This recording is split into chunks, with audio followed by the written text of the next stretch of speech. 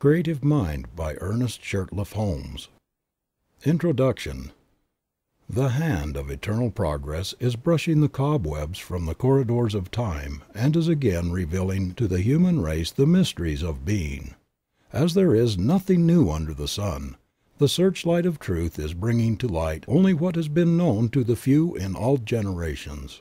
The time is now come when the few must become the many. The whole world, from the least to the greatest, must know the truth, so that man may understand the great laws that govern his life. He must learn to control his own destiny, to heal his own body and bring happiness to his own soul.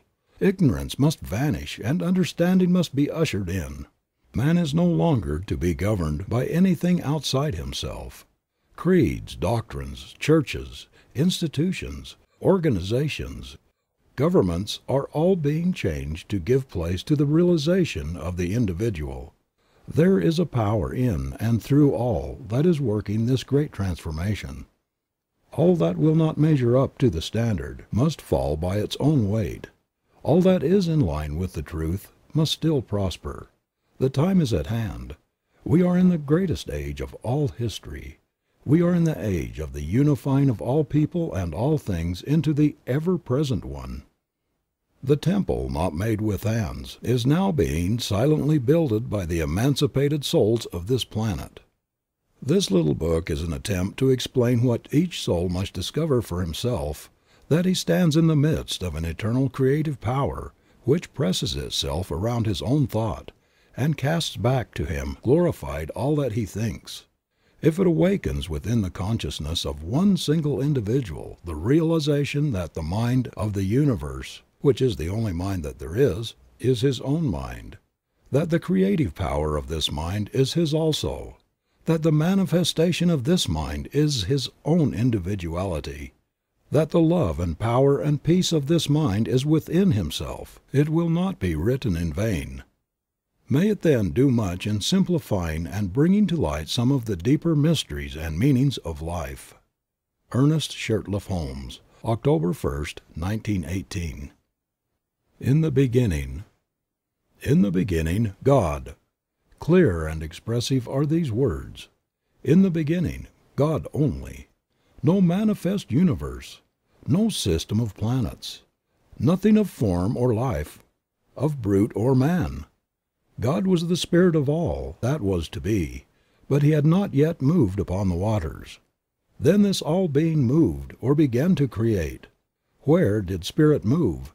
Upon what did it move to create? Where did it get a pattern? What means or power did it employ? Through what agencies did it work? In short, what is the world, ourselves included, made out of, and how did we and all else come into being? These questions correctly answered would solve the problem of being and set men free. Let us consider. The Spirit was all. There was nothing else but itself. All-inclusive, everywhere, infinite.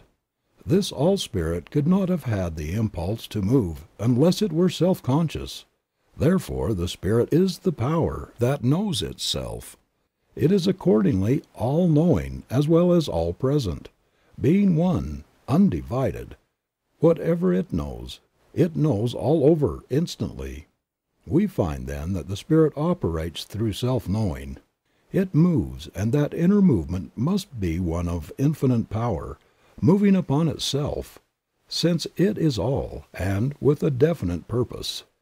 The Spirit then moves upon itself, and makes out of itself all that is made. In other words, what we see comes from what we do not see, through some inner intelligence at work, which knows there is no power but itself. The things that are seen are not made of the things that do appear. The only possible operation of intelligence is thought, or the Word. So all things were made by the Word, and without the Word was not anything made that hath been made. How simple the process of creation when we understand it. The Spirit speaks. And since there is nothing but the Spirit, and it is all power, it has only to speak and it is done. The Word was with God, and the Word was God. From the Word, then, comes forth all that appears. Each life, human or divine. Each manifestation is a different kind of word coming into expression. The great fact to dwell upon is that spirit needs nothing to help it. It is self-conscious and has all power and all ability to do whatever it wishes to accomplish.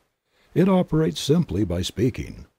It is hard to get a clear concept of this great ceaseless cause, this something from which all things come.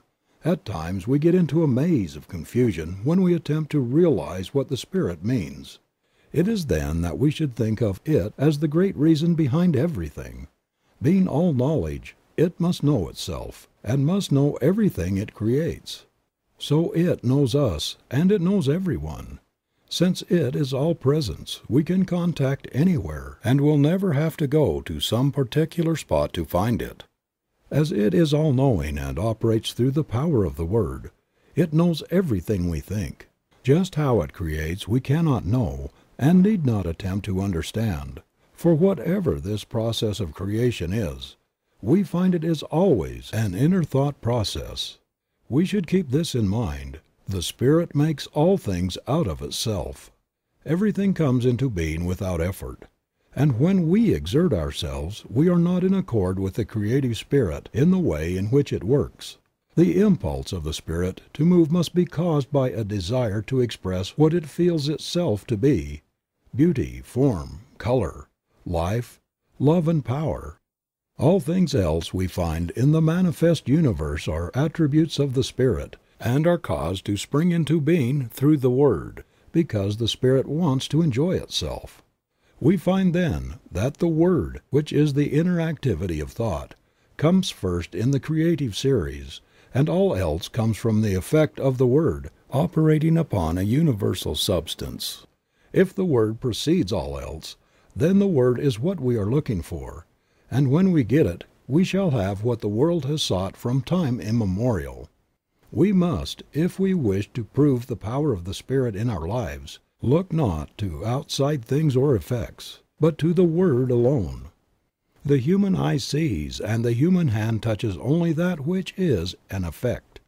Unseen law controls everything, but this law is also an effect. Law did not make itself. The law is not intelligence or causation. Before there can be a law, there must be something that acts, and the law is the way it acts. It is intelligence. In the beginning was the Word. This Word, or the activity of the Spirit, is the cause of the law, and the law in its place is the cause of the thing, and the thing is always an effect. That is, it did not make itself. It is a result. The Word always comes first in the creative series. The Word was with God, and the Word was God, and the Word still is God. When we realize that man is like God, and he could not be otherwise, being made out of God, we realize that His Word also has power.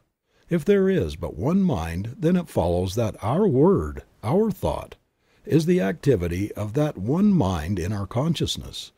The power that holds the planets in their place is the same power that flows through man. We must place the Word where it belongs, whether it is the Word of God in the universe or the Word of man in the individual. It is always first, before all else, in the beginning. The real sequence is this: cause, Spirit; intelligence, God; the Word; the activity of intelligence; the effect, or the visible thing, whether it is a planet or a peanut. All are made out of the same thing. What we need to do is learn how to use the Word so that all will come to see that they are creative centers within themselves. A principle that can be proven. Knowing that mind is, we have a principle that is absolute. It is exact. It is going to correspond with our thinking about it. The first great necessity is to believe this. Without belief we can do nothing. This is the reason Jesus said, "It is done unto you even as you have believed." Always it is done unto people as they believe, and there is something that does it which never fails. We must believe that our word is formed upon and around this creative mind. For instance, we wish to create activity in our business. We believe that our word is law about that thing, and there is something that takes our thought and executes it for us. If we have accepted the fact that all is mind and that the thought is the thing, we shall see at once that our word is the power behind the thing, and that it depends upon the word or thought that we are sending out. So plastic is mind, so receptive, that the slightest thought makes an impression upon it. People who think many kinds of thought must expect to receive a confused manifestation in their lives. If a gardener plants 1,000 kinds of seeds, he will get 1,000 kinds of plants. It is the same in mind. The word going forth. Since this is true, everything depends upon our mental concepts. As a man thinketh in his heart, so is he. The Bible reiterates this statement, telling us many times of the creative power of thought. Jesus taught nothing else. He said, "The words which I speak unto you, they are spirit and they are life." The centurion coming to Jesus recognized the power of the words spoken by the latter. He said, "I also am one in authority." But his authority was on the physical plane, and he saw that Jesus had authority on a spiritual plane, for he said, "Speak the word only."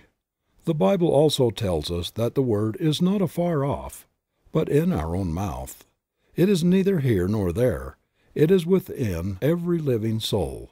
We must take responsibility for our own lives.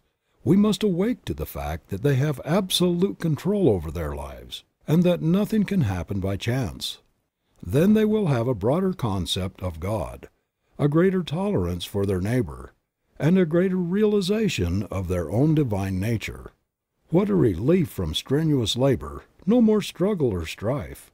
"Be still and know that I am God, and beside me there is none other."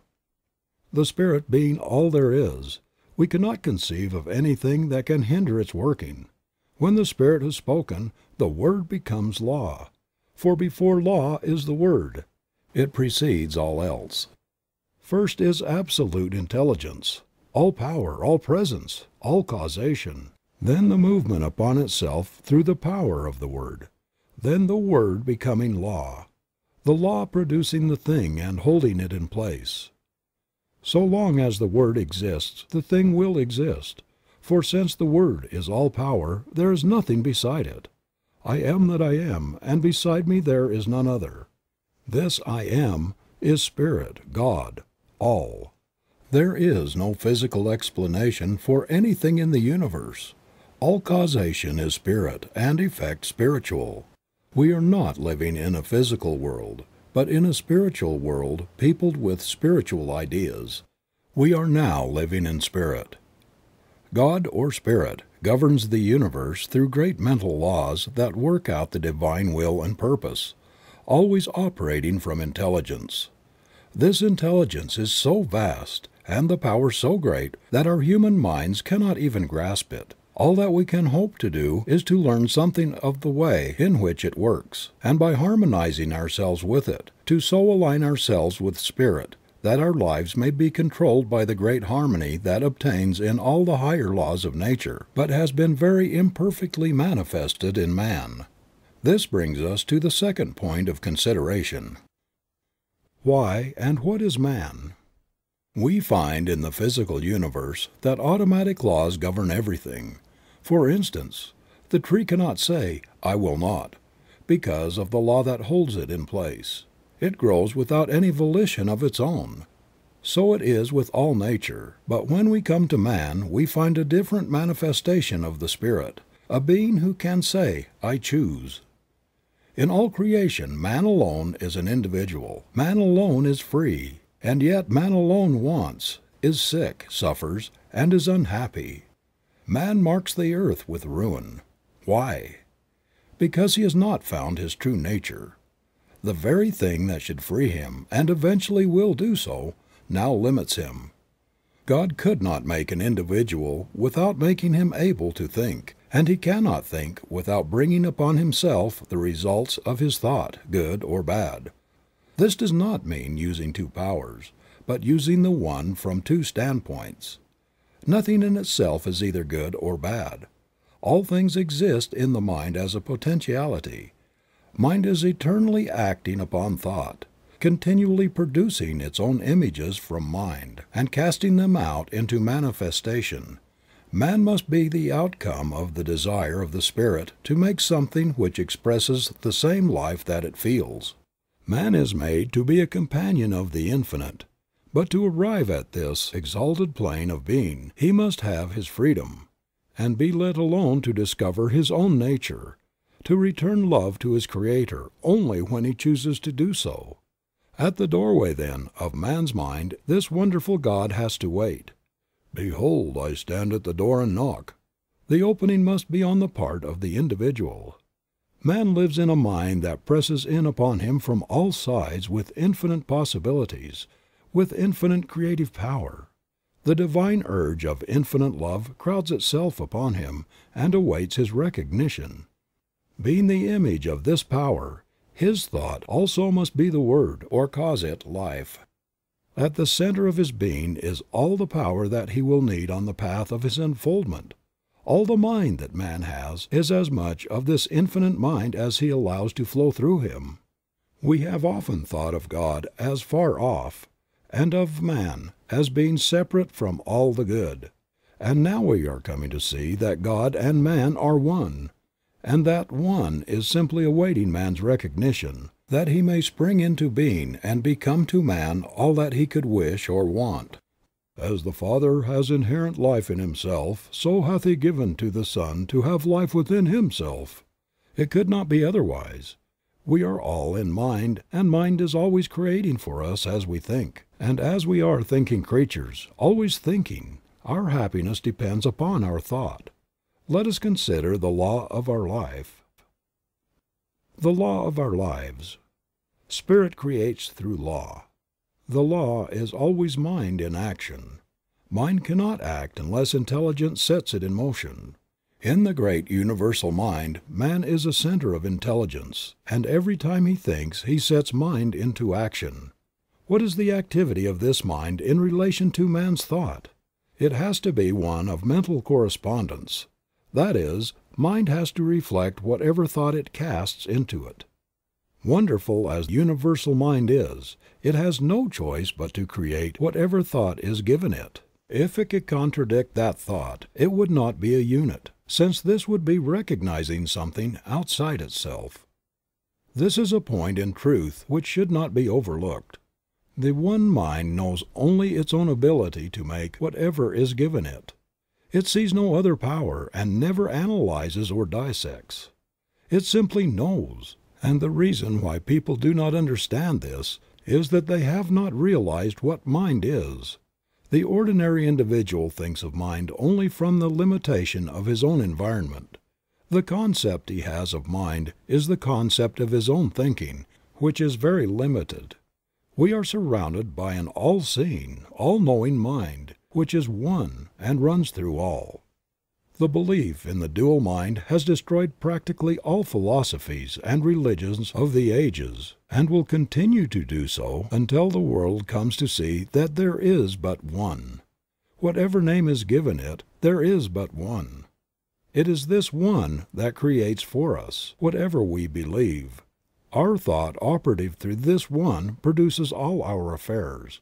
We are all centers in this mind, centers of creative thought activity. There is nothing which appears in the manifest universe other than an objectified thought, whether it be a bump on your head, a growth on your foot, or a planet. It could not be there were it not made out of mind, for mind is all there is to make anything out of. Whatever is made out of it. Nothing exists or can exist without a source from which it springs. We are not dealing with a negative as well as a positive power, not two powers but one. A power that sees neither good nor evil as we see it. It knows only that it is all, and since it is all, it creates whatever is given it. From our limited standpoint we often think of good and evil, not realizing that, as yet, we do not know the one from the other. What we call good today, we may call evil tomorrow, and what we think to be evil today, we may tomorrow proclaim as the greatest good we have ever known. Not so with the universal power of mind. It sees only itself and its infinite ability to create. To the thinking person this will mean much.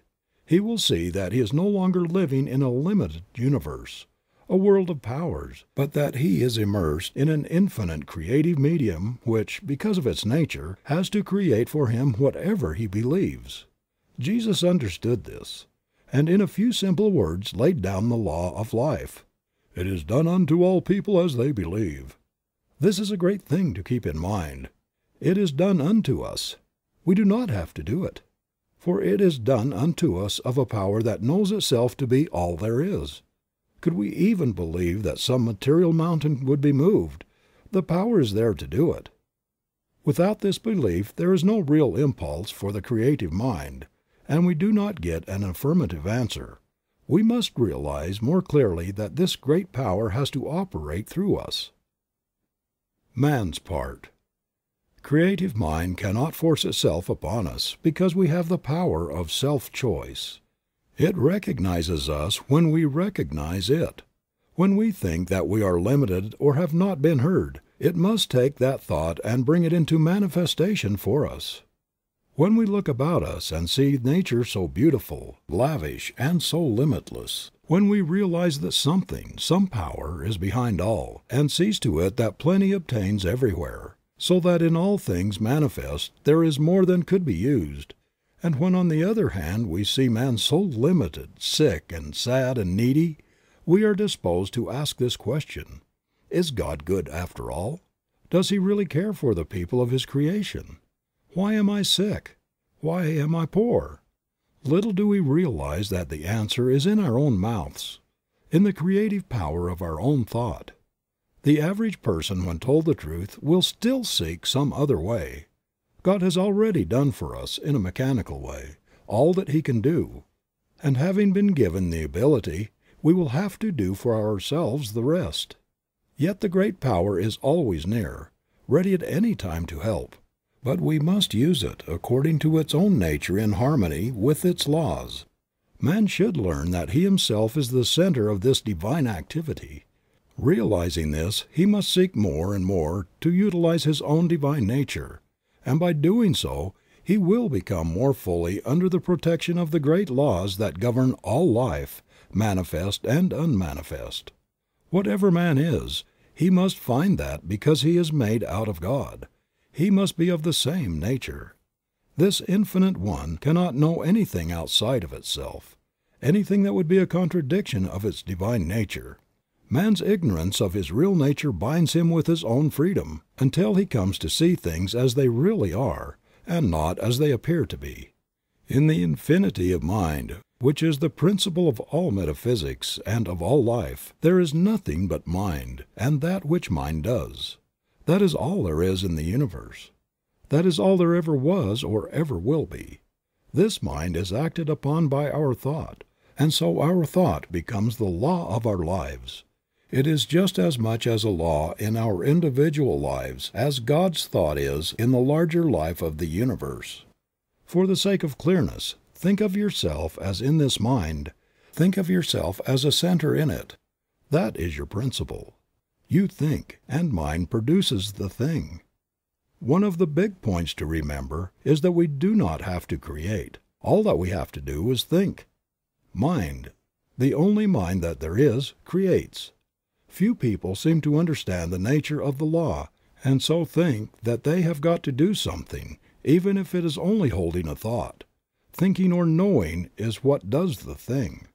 It will make it easier for us when we realize that we do not have to make anything, just to know that there is something back of the knowing which does the work for us. That person gets the best result who realizes that he can use this divine principle.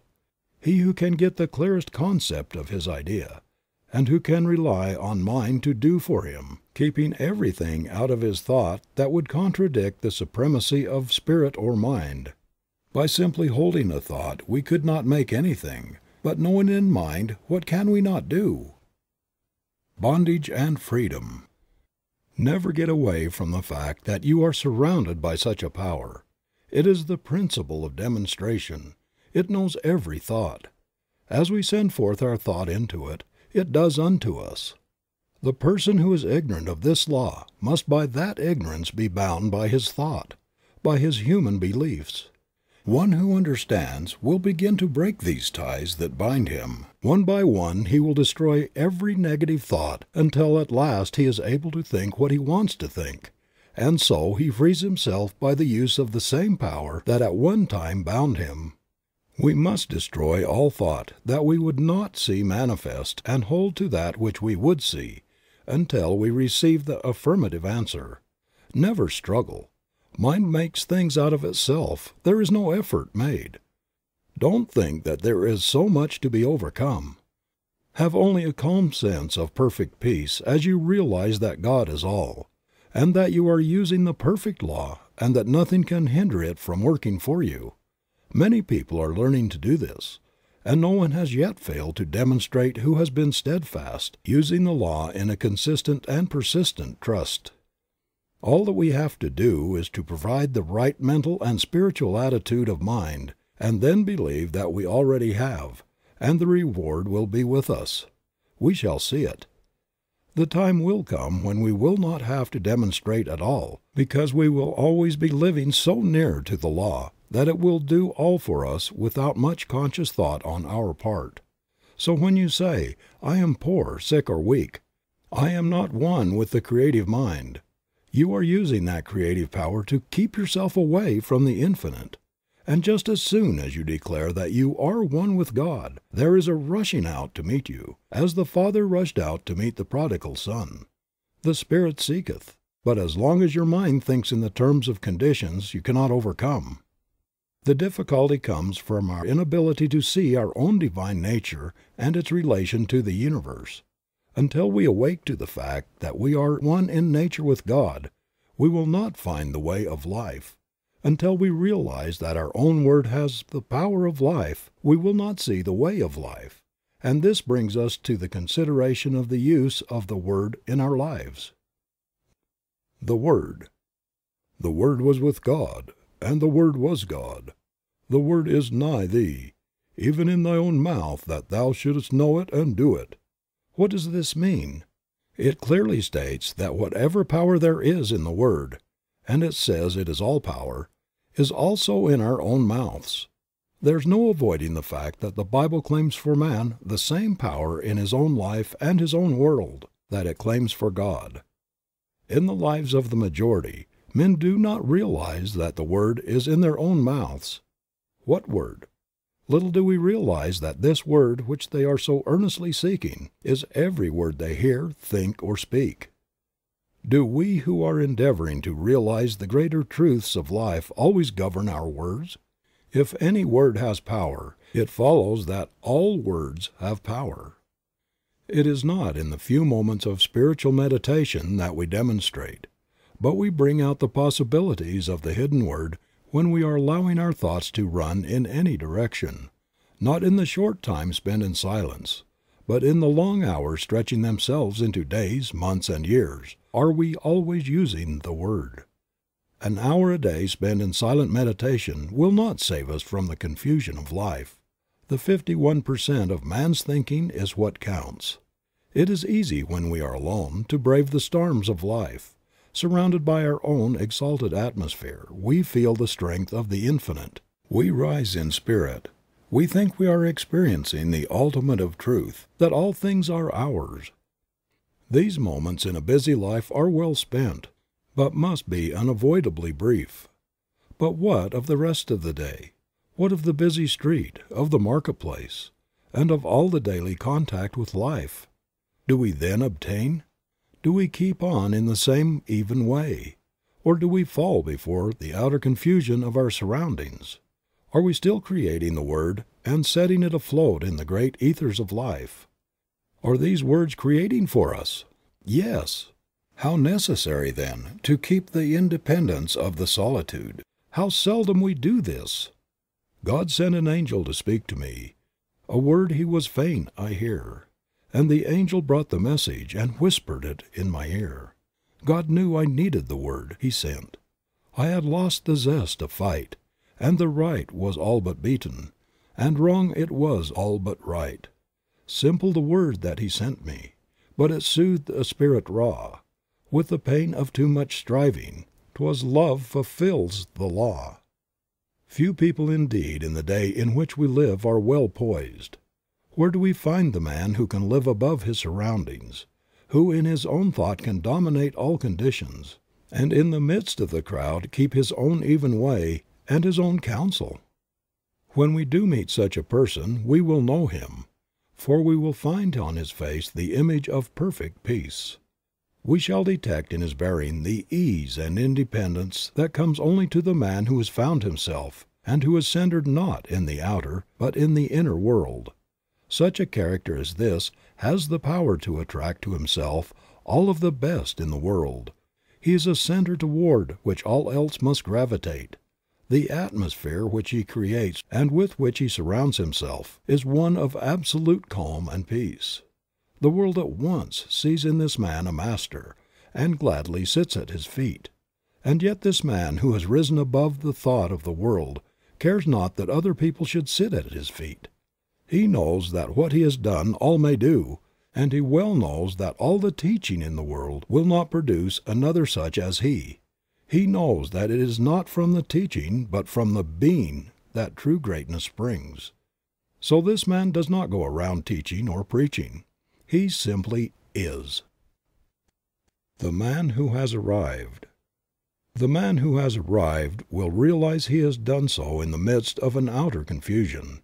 He will be the one who has gone into the silence for strength, and has come out into the world equipped with power from on high. But that light which he has received must be kept burning. Not alone in silence, but in the busy throng must all of us find the way of life. Our every thought creates. For the majority of us these thoughts come in everyday affairs, some of which are very trivial, but these too will be demonstrated. We have missed the whole point, unless we have learned so to control our thought that time and place make no difference. The power we have within us. We have within us a power that is greater than anything that we shall ever contact in the outer. A power that can overcome every obstacle in our life and set us safe, satisfied, and at peace, healed and prosperous in a new light and in a new life. Mind, all mind is right here. It is God's mind, God's creative power, God's creative life. We have as much of this power to use in our daily life as we can believe in and embody. The storehouse of nature is filled with infinite good, awaiting the touch of our awakened thought to spring forth into manifestation in our life. But the awakening must be on our part, and not on the side of life. We stand at the gateway of limitless opportunity in the eternal and changeless Now.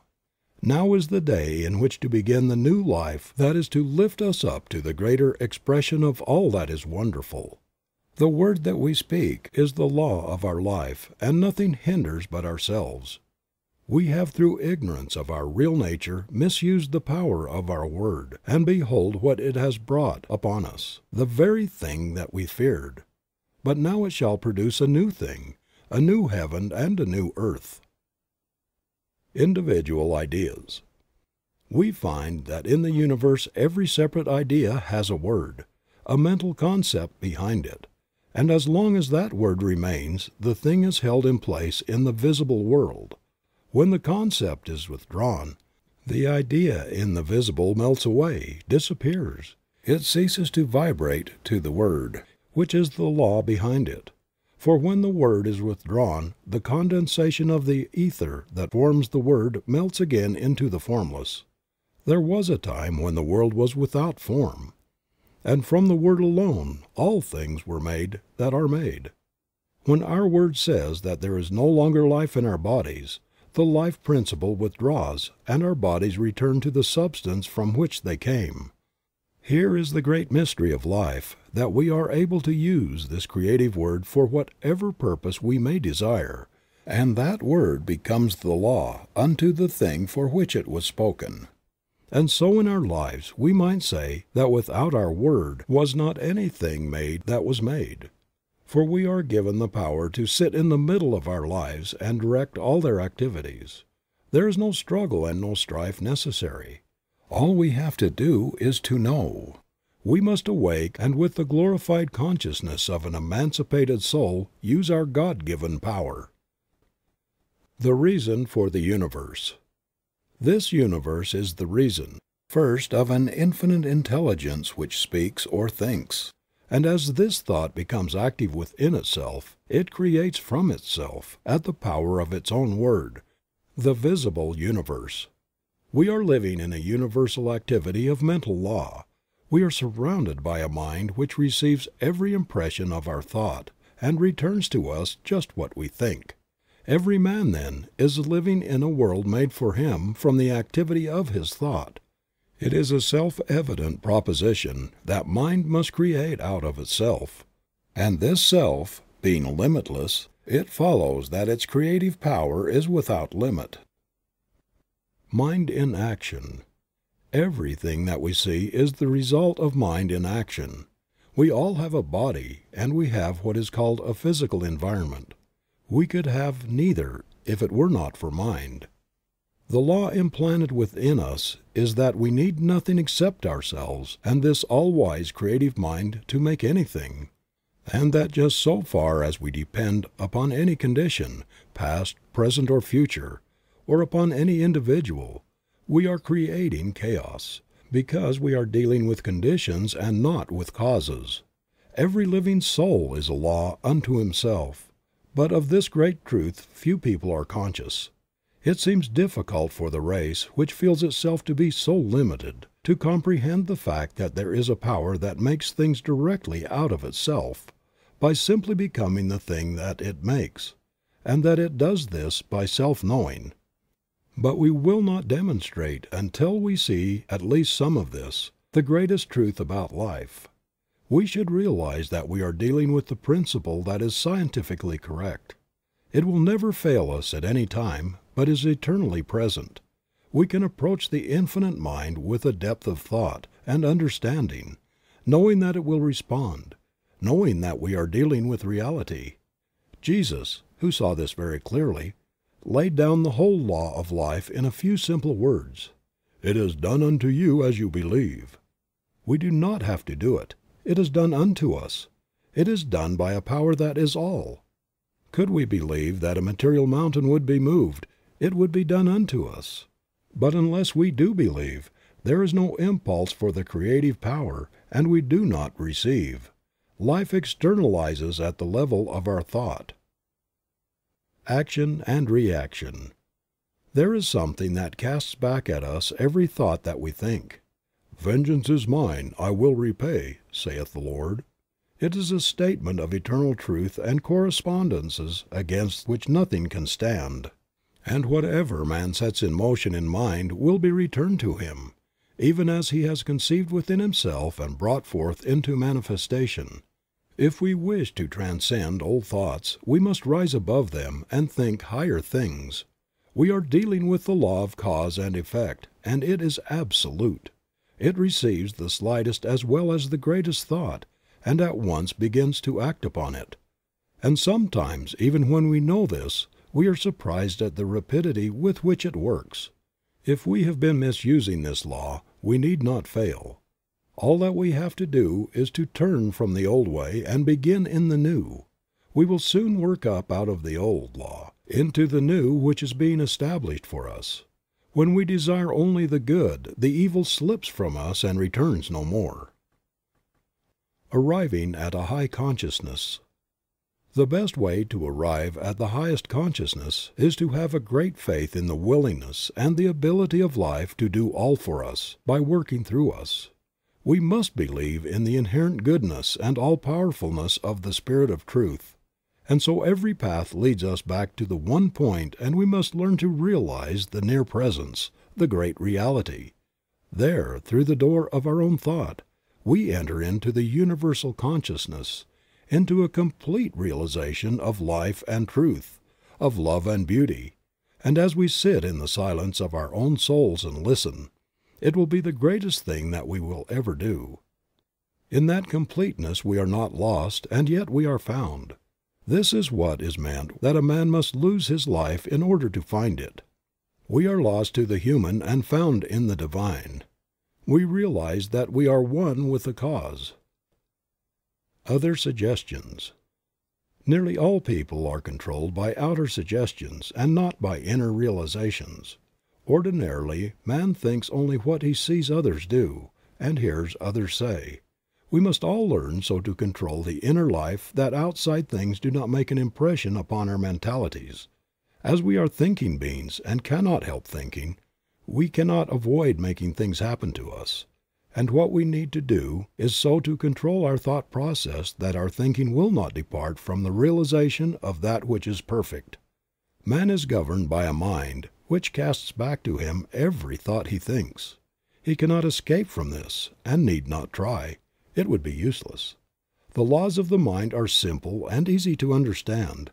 The trouble with us has been that we have laid down great obstructions, and then have tried to overcome them. Stop trying. Stop struggling. Begin to be calm, to trust in the higher laws of life. Even though you do not see them, they are still there. Did you ever see the law that causes a plant to grow? Of course you did not.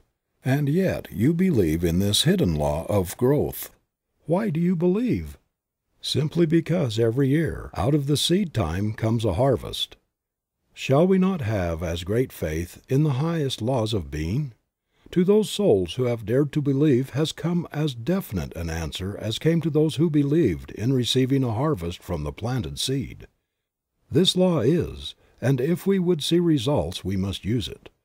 That is, we must provide the mental receptivity that will prepare us to accept the gift when the Spirit makes it. This receiving is a mental process, a process in which we lose all sense of limitation. If you wish to demonstrate prosperity, begin to think and talk about it, and to see it everywhere. Do nothing that contradicts this thought either mentally or physically. The world is full of good. Take it and forget all else.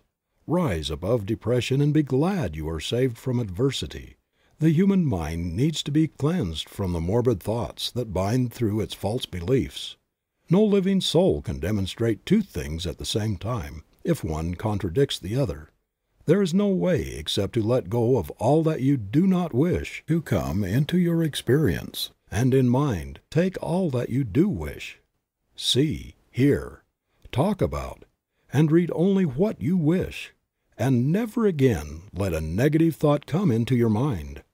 God knows good only, and when we are in line with good, He knows us. When we are out of harmony with good, we say, God has forgotten us. On the one hand, we have an infinite intelligence which has brought us up to where we are today, and having done all that it can for us now, lets us alone to discover our own nature. On the other hand, we have the infinite law, which is an activity of God, and we can use it for what we will, only with this provision, that in so far as we use it for the good of all, are we protected. The law obtains through all nature that as a man sows, so must he reap. Now the Father has brought us to where we can understand life, and we must go as we choose. If we are in harmony with the great forward movement of the Spirit, there is nothing that can hinder our advancement. If we oppose it somewhere along our pathway, it will crush us. As with individuals, so with nations. In so far as they work with the right spirit, they prosper. When they begin to fail in the use of this law, they begin to fall. He who understands will take the position of one who wishes to work in union with the power of good, and to such a one will come all the power that he can conceive of and believe in. His word becomes an expression as the very word of God, and he must realize it to be all-powerful. So the one who is truly united with good will wish to express only the truth for all, and in doing so he is working along the lines of the enfoldment of the Spirit. And though he may seem to fail, from the ordinary standpoint, yet his success is assured, for he is at one with the only ultimate power before which, in time, all else must fall. The use of the greater consciousness. In practice, the emancipated soul must always realize that he is in union with the Father. What the Father does, he can do in his own life. What God is, he can become. His word must be spoken with absolute authority. He must know. There should be no uncertainty. The Word is the only power. Everything must come from it, and nothing can stand against it. It is the great weapon which he is to use against all evil and for all good. It is his shield against all adversity and his sure defense against all seeming limitation. The secret place of the Most High is in his own soul, where God dwells in eternal peace and infinite calm. Here he walks the waters of life undisturbed by the waves and the storm. Divine companionship is his for all eternity. Peace which transcends all human confusion comes, and he realizes that indeed he is honored of the Father. His word is flung out, and will work and none can hinder it. The sense of sureness is complete. Heaven and earth may pass away, but the word goes on, accomplishing that thing for which it was sent. And all power is given to it on earth and in heaven. If he speaks to the sick and they receive, it will heal them. If he says the word of prosperity, it will manifest, and nothing can hinder it. The world will abound with good, and his cup runneth over with life. What more can we ask? What greater realization of life than to know that God is with us? From this great realization comes peace, a peace which the world little understands, and a calm which is as deep as the infinite sea of love in which he realizes himself to be immersed. Peace brings poise, and the union of these two gives birth to power. No person can hope to arrive while he believes in two powers. Only as we rise to the realization of the one, in and through all, can we attain. When we speak the word, there must be no confusion, but only that calm reliance which knows that beside me there is none other. Realize that Spirit is all causation, and that all things are made out of it, by the operation of the Word through it, and that you can speak the Word that is one with the Spirit, and there will be no more confusion. As the Father has inherent life in Himself, so has He given to the Son to have inherent life within Himself. Speak the Word only, and it shall be done. The word is in your own mouth that ye should know it and do it. Stranger on earth, thy home is in heaven. Pilgrim, thou art the guest of God. The greater consciousness. Man is surrounded by a great universal thought power which returns to him always just as he thinks. So plastic, so receptive is this mind that it takes the slightest impression and molds it into conditions. There are two things in man which his thought affects, his body and his environment. At all times he is given absolute control over these two things, and from the effect of his thought upon them he cannot hope to escape. At first, being ignorant of this fact, he binds himself by a misuse of the laws of his being, but as he begins to see that he himself is responsible for all that comes to him on the path of life, he begins to control his thought, which in its turn acts on the universal substance to create for him a new world. The great soul is learning more and more to dare to fling out into mind a divine idea of himself, and to see himself perfect and whole. If he has a divine thought, he will get a divine thing. If he has a human thought, he will get a human thing. He will receive whatever his innermost thought embodies. And so we find in the Bible twice repeated these words, "To the pure thou wilt show thyself pure, and to the forward thou wilt show thyself forward. It is done unto all as they believe." We often wonder why it is that we are not making better demonstrations. We look about and observe that some are getting wonderful results. They are speaking the word, and people are being healed. We see others struggling along with the word, and nothing seems to happen. And when we inquire into the reason for all this, we find it to be very plain indeed. All is mind, and we are mental. We are in mind and can only get from it what we first think into it. We must not only think, but we must know. We have to provide within ourselves a mental and spiritual likeness for the thing desired. The reason why so few succeed then must be because they have not mentally really believed to the exclusion of all that would deny the thing which they believe in. And the reason why others do succeed must also be because they have absolutely believed and allowed real power to flow through and out into expression. They must have a real concept of life. Hold an object in front of a mirror and it will image in the mirror the exact size of the object. Hold a thought in mind and it will image in matter the exact likeness of the thought. Let us take this image which we hold before a mirror and change it ever so slightly, and there will be a corresponding change in the reflection. It is just the same in the mental world. Whatever is imagined is brought forth from mind into manifestation. We must not deny that which we affirm. We must reason only from that cause which is spiritual and mental and weed out all thought that would deny its power in our lives. There seems to be something in the race thought that says man is poor, man is limited, that there is a lack of opportunity, that times are hard, that prices are high, that nobody wants what I have to offer. No person succeeds who speaks these ideas. When we express ourselves in this way, we are using a destructive power. All such thoughts must go, and we must all realize that we are an active center in the only power there is. We must get the perfect vision, the perfect conception. We must enlarge our thought until it realizes all good, and then we must swing right out and use this almighty power for definite purposes. We should daily feel a deeper union with life, a greater sense of that indwelling God, the God of the everywhere within us. When we speak into this mind, we have sown the seed of thought in the Absolute and may rest in peace. We do not have to make haste, because it is done unto all as they believe. In that day that they shall call upon me, I will answer. People will often ask, what is the best method for demonstration? There is but one answer to that question. The Word is the only possible method of demonstrating anything. The Word really felt and embodied in our thought. Then the Word becomes flesh and dwells among us and we behold and experience it. We will ask for no other way when we understand this. The person who does not understand these laws will be likely to say that this is presumptuous, that it is even sacrilegious.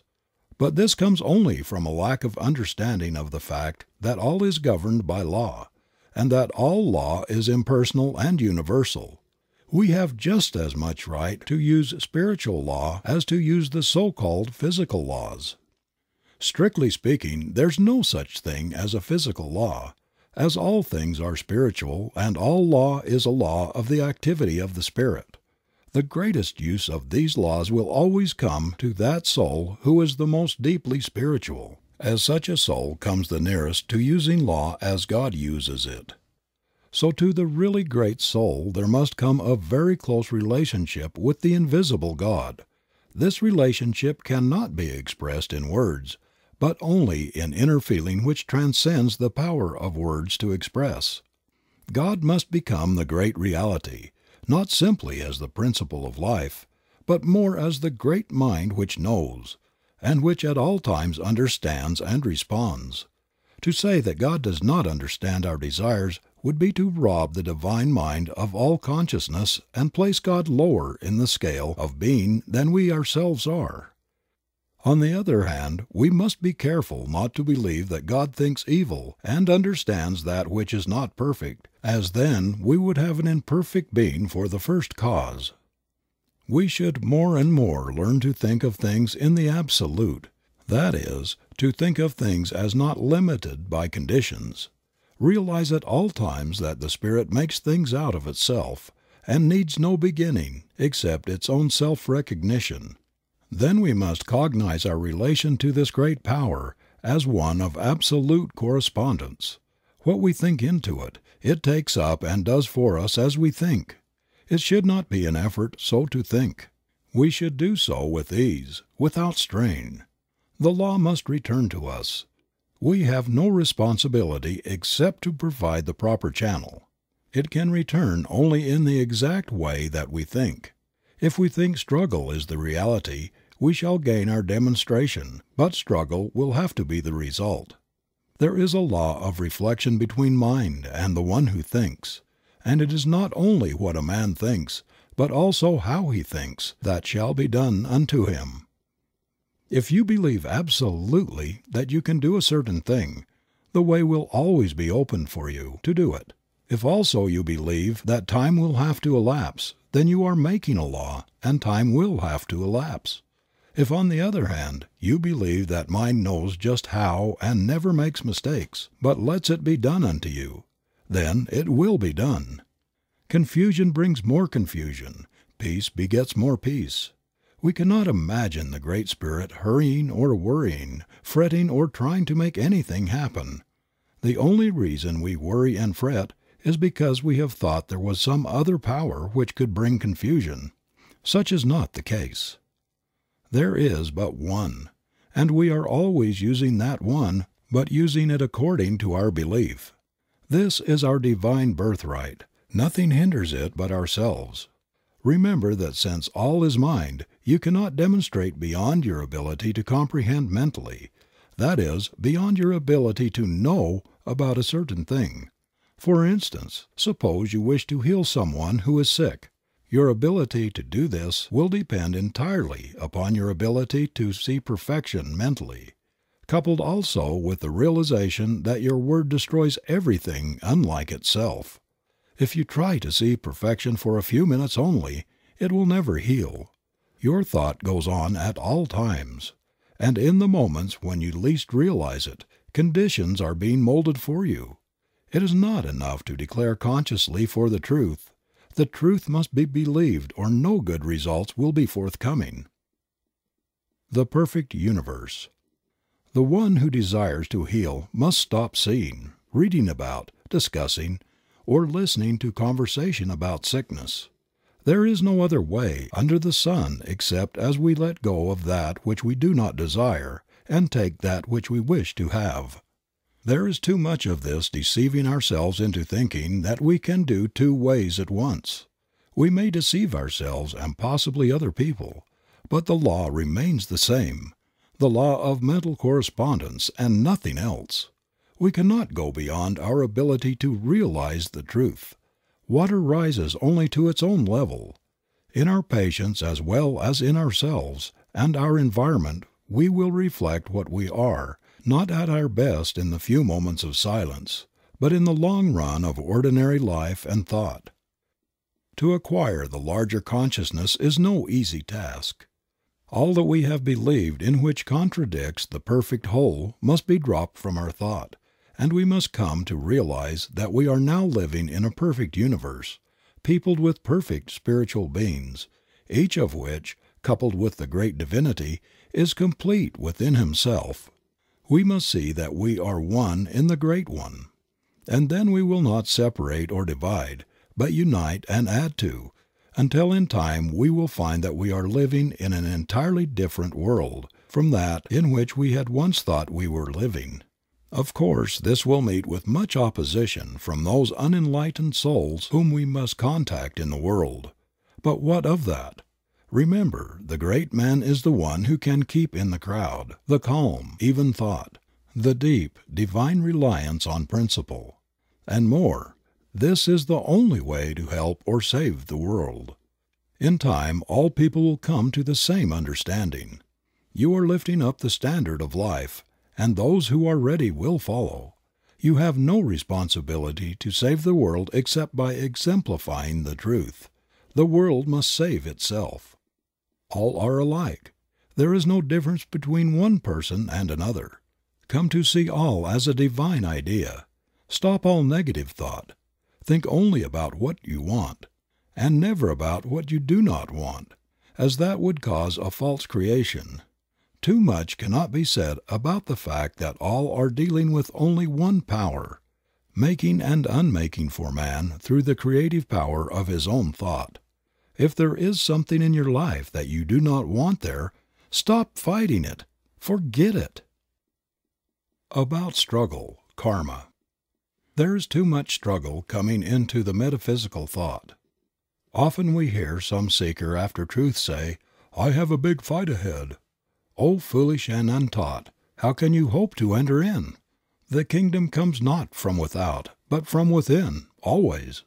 Stop all struggle and wait upon the sure principle that creates whatever it wills, because there is nothing to oppose it. As long as we think that opposition exists we are blocking the way for the clearer vision. Those that take up the sword must perish by it, not because God is a jealous God, but because that is the way the law must work. Cause and effect must obtain everywhere. Do not even fuss about your karma. Too often we hear people say, "This is my karma." This may be true enough, but how many people know what they mean when they use the word karma? Do you realize that your karma is nothing but your false thinking, and that the only way to escape it is to think the truth, and that brings in the higher law? When the greater comes in, the lesser leaves because there's no longer anything to give life to it. The past is gone when we learn to forgive and to forget. This erases from mind all that is held against us, and even our sins are remembered no more against us forever. Fate is in our own hands, and when we will rise to that pure atmosphere where we see things in their completeness, and know that an all-wise power is behind it all, we will see that the Infinite Mind could wish for us only that which expresses itself in limitless terms. The whole trouble has been that we reason as men and not as gods. "I say ye are gods, and every one of you sons of the Most High." The great law of life is thinking and becoming, and when we think from the lofty heights of the Spirit we will become great, and not until then. Do not try to convince anyone of the truth. That will bring confusion. Truth is just as much as God is, and the whole world is coming gradually into the realization of it. Keep the truth within your own soul. Lift your own self above the confusion of life, and then people will believe. So all our thought is to be created in the realization of the one becoming the many, without struggle, without fear, stripped of all that denies the truth. How limited we are, how little our thought, how the human race rises in the morning, plods off to the day's work, plods home at night, sore and tired, eats and sleeps, works and dies. As has been said of man, man works hard to get money to buy food, to get strength to work hard, to get money to buy food, to get strength to work hard, to get money, etc. This was never intended. It is the curse imposed on the man who believed in two powers, one of good and one of evil. To us there has come a greater vision, and to those who believe and act as though it were true, it is proving itself. We must turn from all human thought and experience. We are not downtrodden, depraved, and miserable sinners, born in sin and conceived in iniquity and shame, some to go to heaven and some to hell, and all to the eternal glory of God. This is a lie. It always has been and always will be. But as long as we believe in a lie, it seems to be present with us. Man is born of the Spirit of God Almighty, is pure, holy, perfect, complete, and undefiled, is at one with his eternal principle of being. Many people are finding this out, and as a monument to its truth millions are daily proving it for themselves. Somewhere down the path of human experience we will all awaken to the realization that we ourselves are heaven or hell. We live in spirit awaiting the touch of thought that believes. All people look, a few see. Part 2. Practice. Introductory. The one who wishes to practice metaphysics must first, last, and all the time realize that he himself is a center of the divine activity. He must know that whatever God is in the universal, He is in the world in which he lives. He must know that all things are made out of Spirit, which is first cause. Nothing comes before Spirit. Operating upon itself, out of itself, it makes what it will out of its own perfect desire. He must think of the Spirit as the Father of his own life, eternally bound to Him, eternally binding him to it. He must know that the Spirit not only can manifest through him, but that it wishes to do so. The Father seeks such to worship Him. The practitioner who understands the truth knows that as long as God exists, he will exist, that he could no more become non-existent than God could. Walking, talking, moving in God, he must not only see the Divine Being as the great unknown cause, But he must go a step further and see God as the great self-knowing, understanding power of infinite intelligence, thinking through his own thought and willing into his own life all power and all good. More than this, God must become within his own soul the greater self, the inner life, the inner light that is to light his path with sure step to the attainment of the greater ideals. God is to become the great friend of his life, understanding him and helping him at all times to understand all things.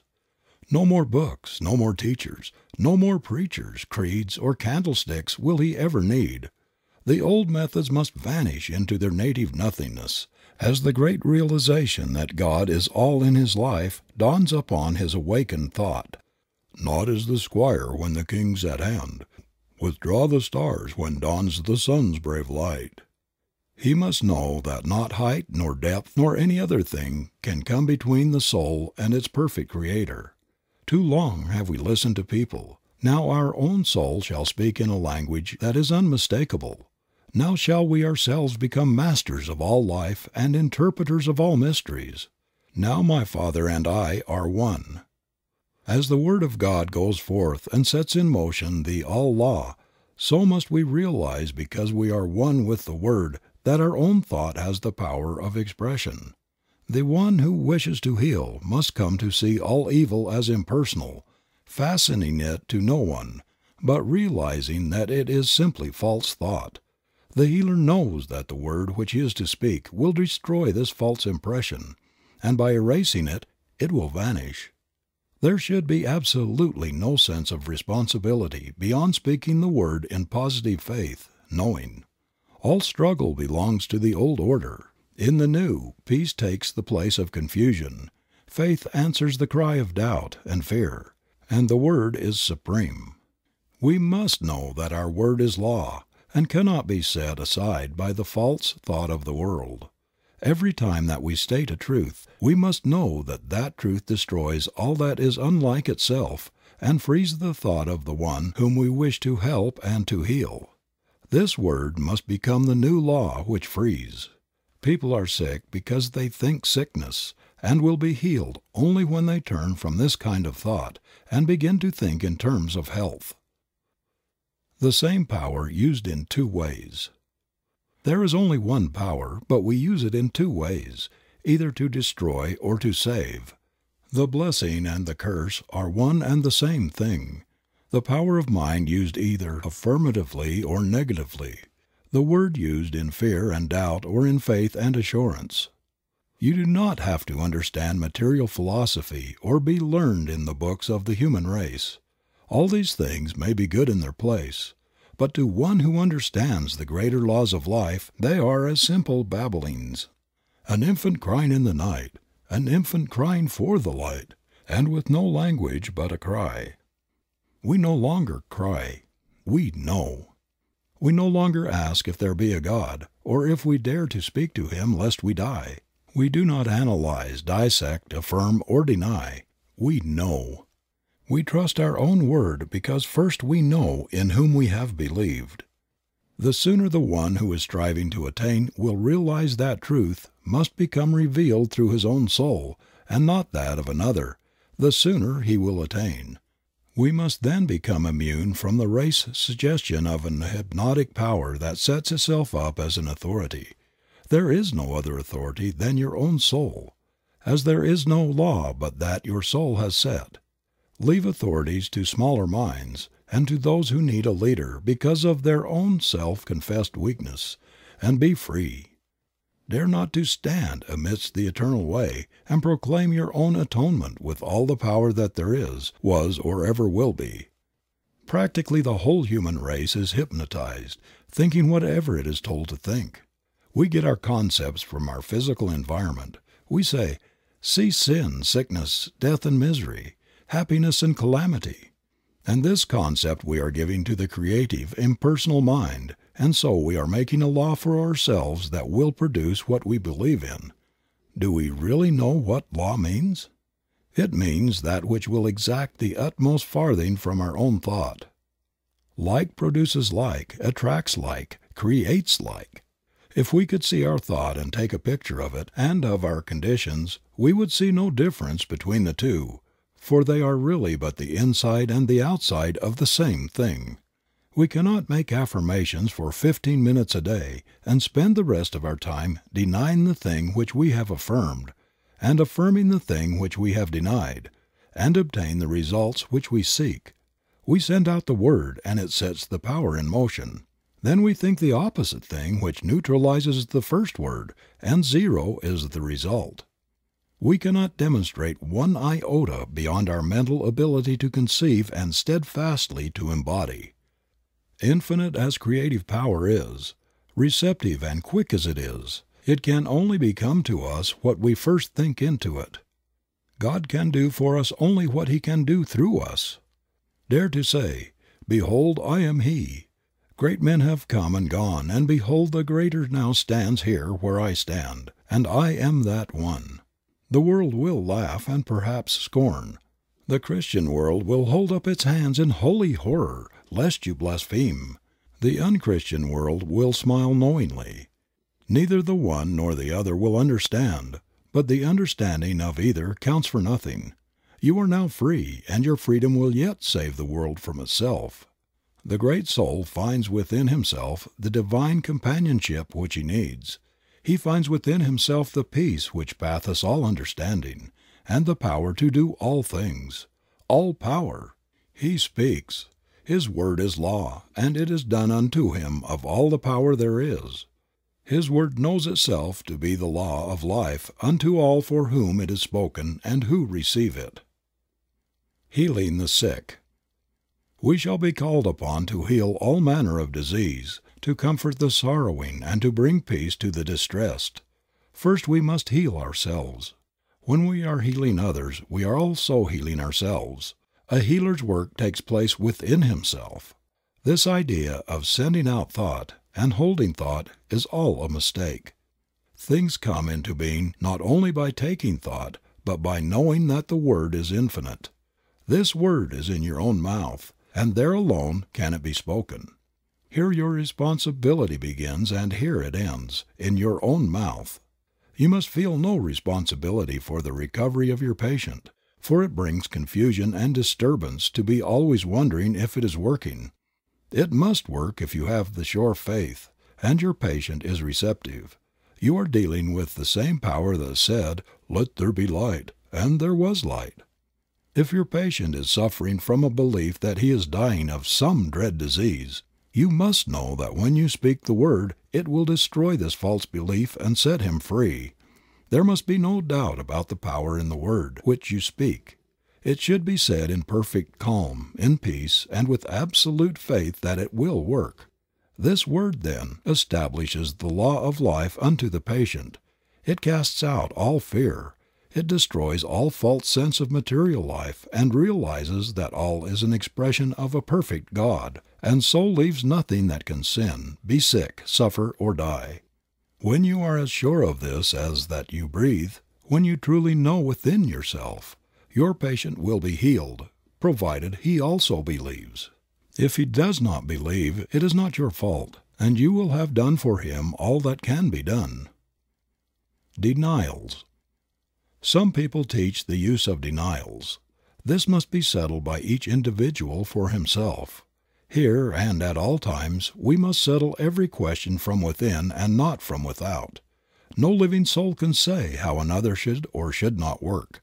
Be aware of the danger of a self-appointed authority. This danger is as apt to come into new thought as it was in the old. No one is your authority on anything. Let us look into the philosophy of denials. We find that many people teach and practice them, and we do not wish in any way to criticize them. Their reasoning is this: all disease is an image of thought held in mind until it appears in the body. It is true that without the ability to think, man could not be sick. If he thinks a sick thought, it will make him sick. When he changes his thought and thinks health, he is healed. It is taught that since sickness is negative thought, it must be counteracted by a positive thought, and that the best way is to deny the sick and affirm the positive thought. For instance, There is no matter, and nothing can be the matter. This man has no material stomach. He is spiritual and not material. His lungs are not made of matter. They are spiritual ideas. I deny that man can be sick or suffer or die. All this may be accurate. Man is a spiritual idea, and so must be perfect in his real nature. But there is a question if this is the better way. When we look into the creative way of the Spirit, we find it impossible for denial to enter, as the Spirit recognizes no opposite to its own nature. It knows that I am, and beside me there is no other. The Spirit does not deny anything. It simply affirms itself to be that which it desires to be. Seeing and recognizing no opposite to itself, it finds no need of denial. Indeed, this thought need not enter the mind.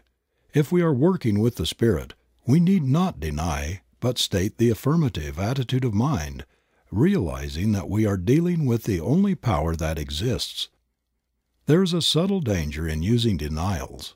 We may deny to such an extent as to erect a barrier or build a mountain to overcome. Once realize that God makes things out of Himself simply by speaking, and you will never again use denials in treating. All that needs changing is the false thought, and by affirming that your word destroys everything but itself, you will embody all that a denial could. In those systems that teach denials, we find that the more enlightened ones are gradually using the affirmative method, and as this is the growth of experience, there can be no doubt that it is the better method. Of one thing we may be sure: the Spirit never denies. It simply knows that I am. The use of affirmations. The affirmation is the great weapon of the healer. It is in alignment with the way of the original creative spirit, and is the true use of the word of all power. We need only to say that our word is the law unto the case, and calmly state what we want to be done, and then say and do nothing that contradicts it, and wait for the fulfillment of that word.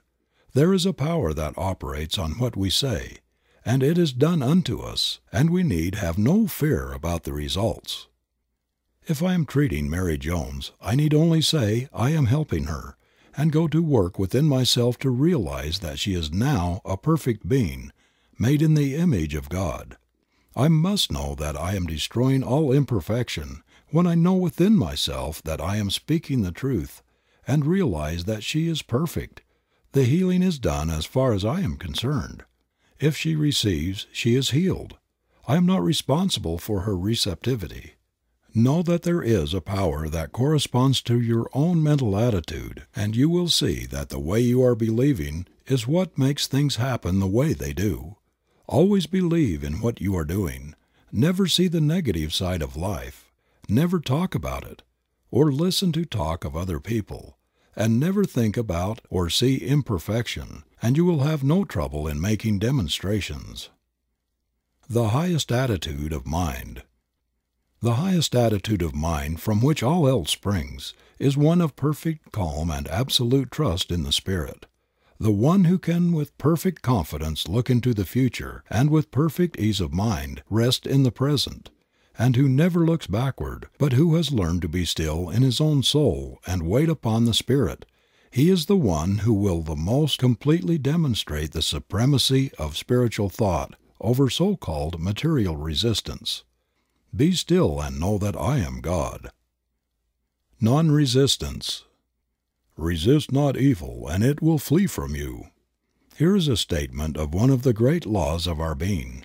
When we resist, we make a mental image of the thing we are fighting, and that tends to have it created for us.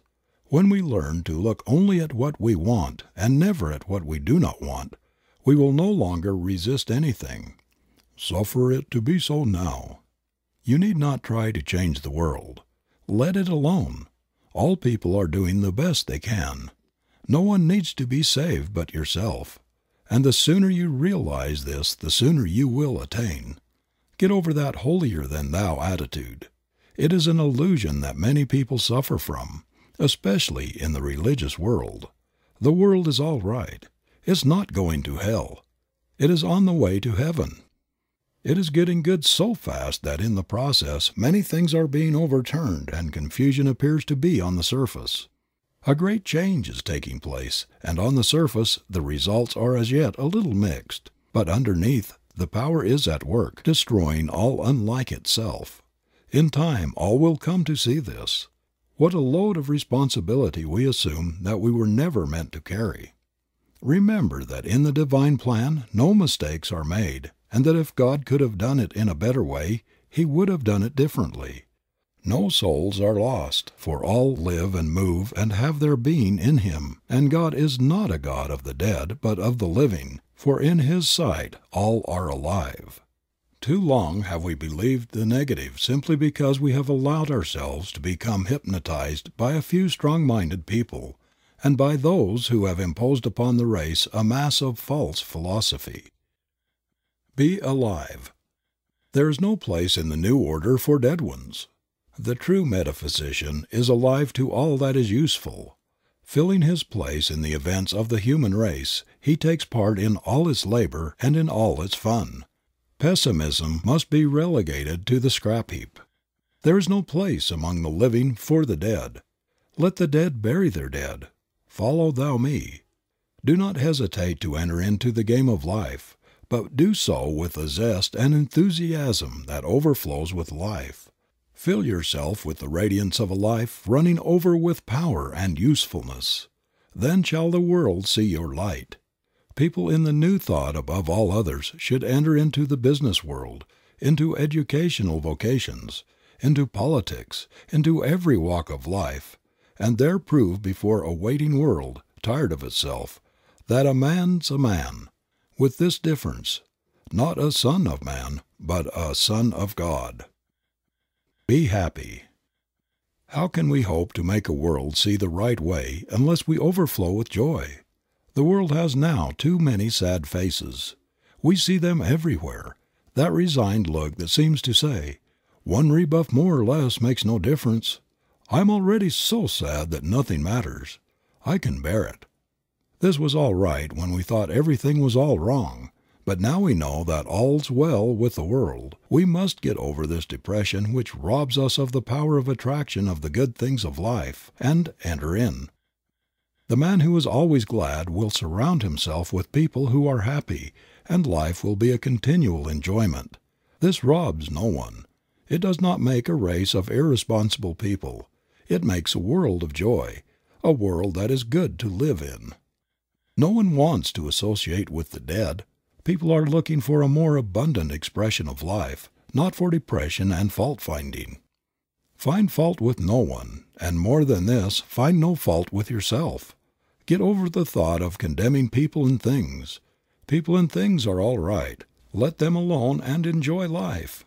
Your very atmosphere will cheer and uplift the people who contact you, and a new life will enter into them, overflow.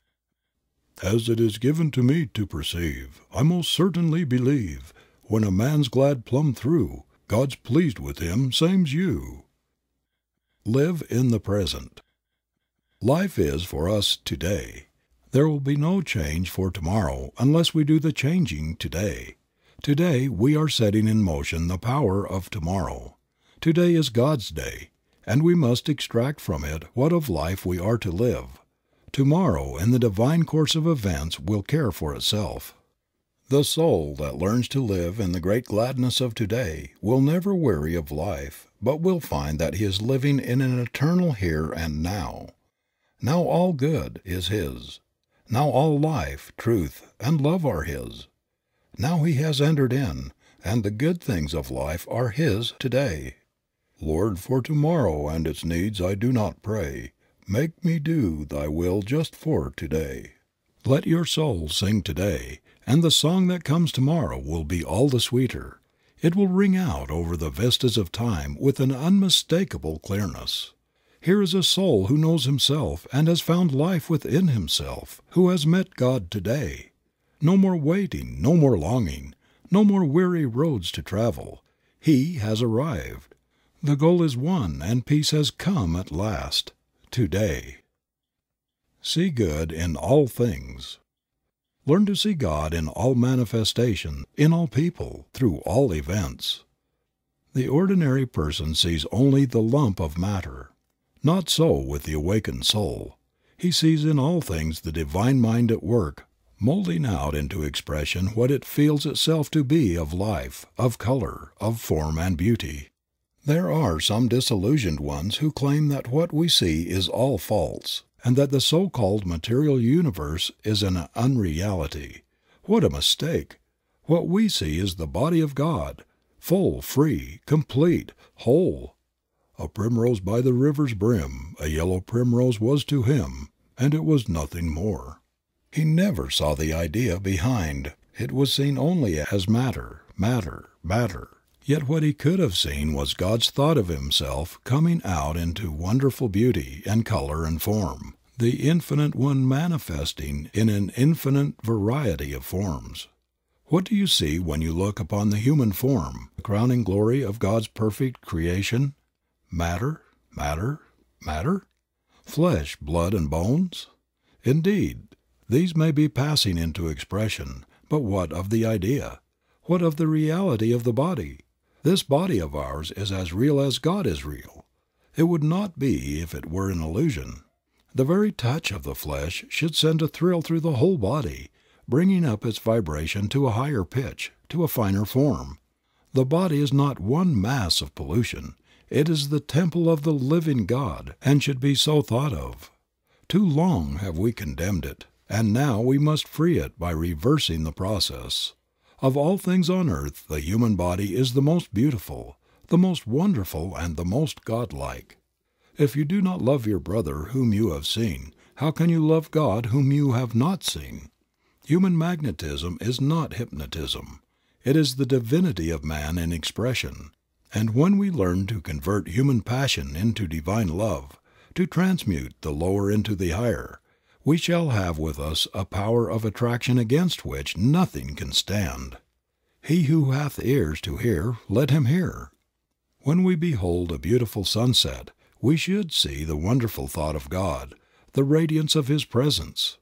In the strength of the hills we should see the strength of the Spirit, and seeing all things as spiritual ideas, we should learn to love them because God has made them and given them to us to use.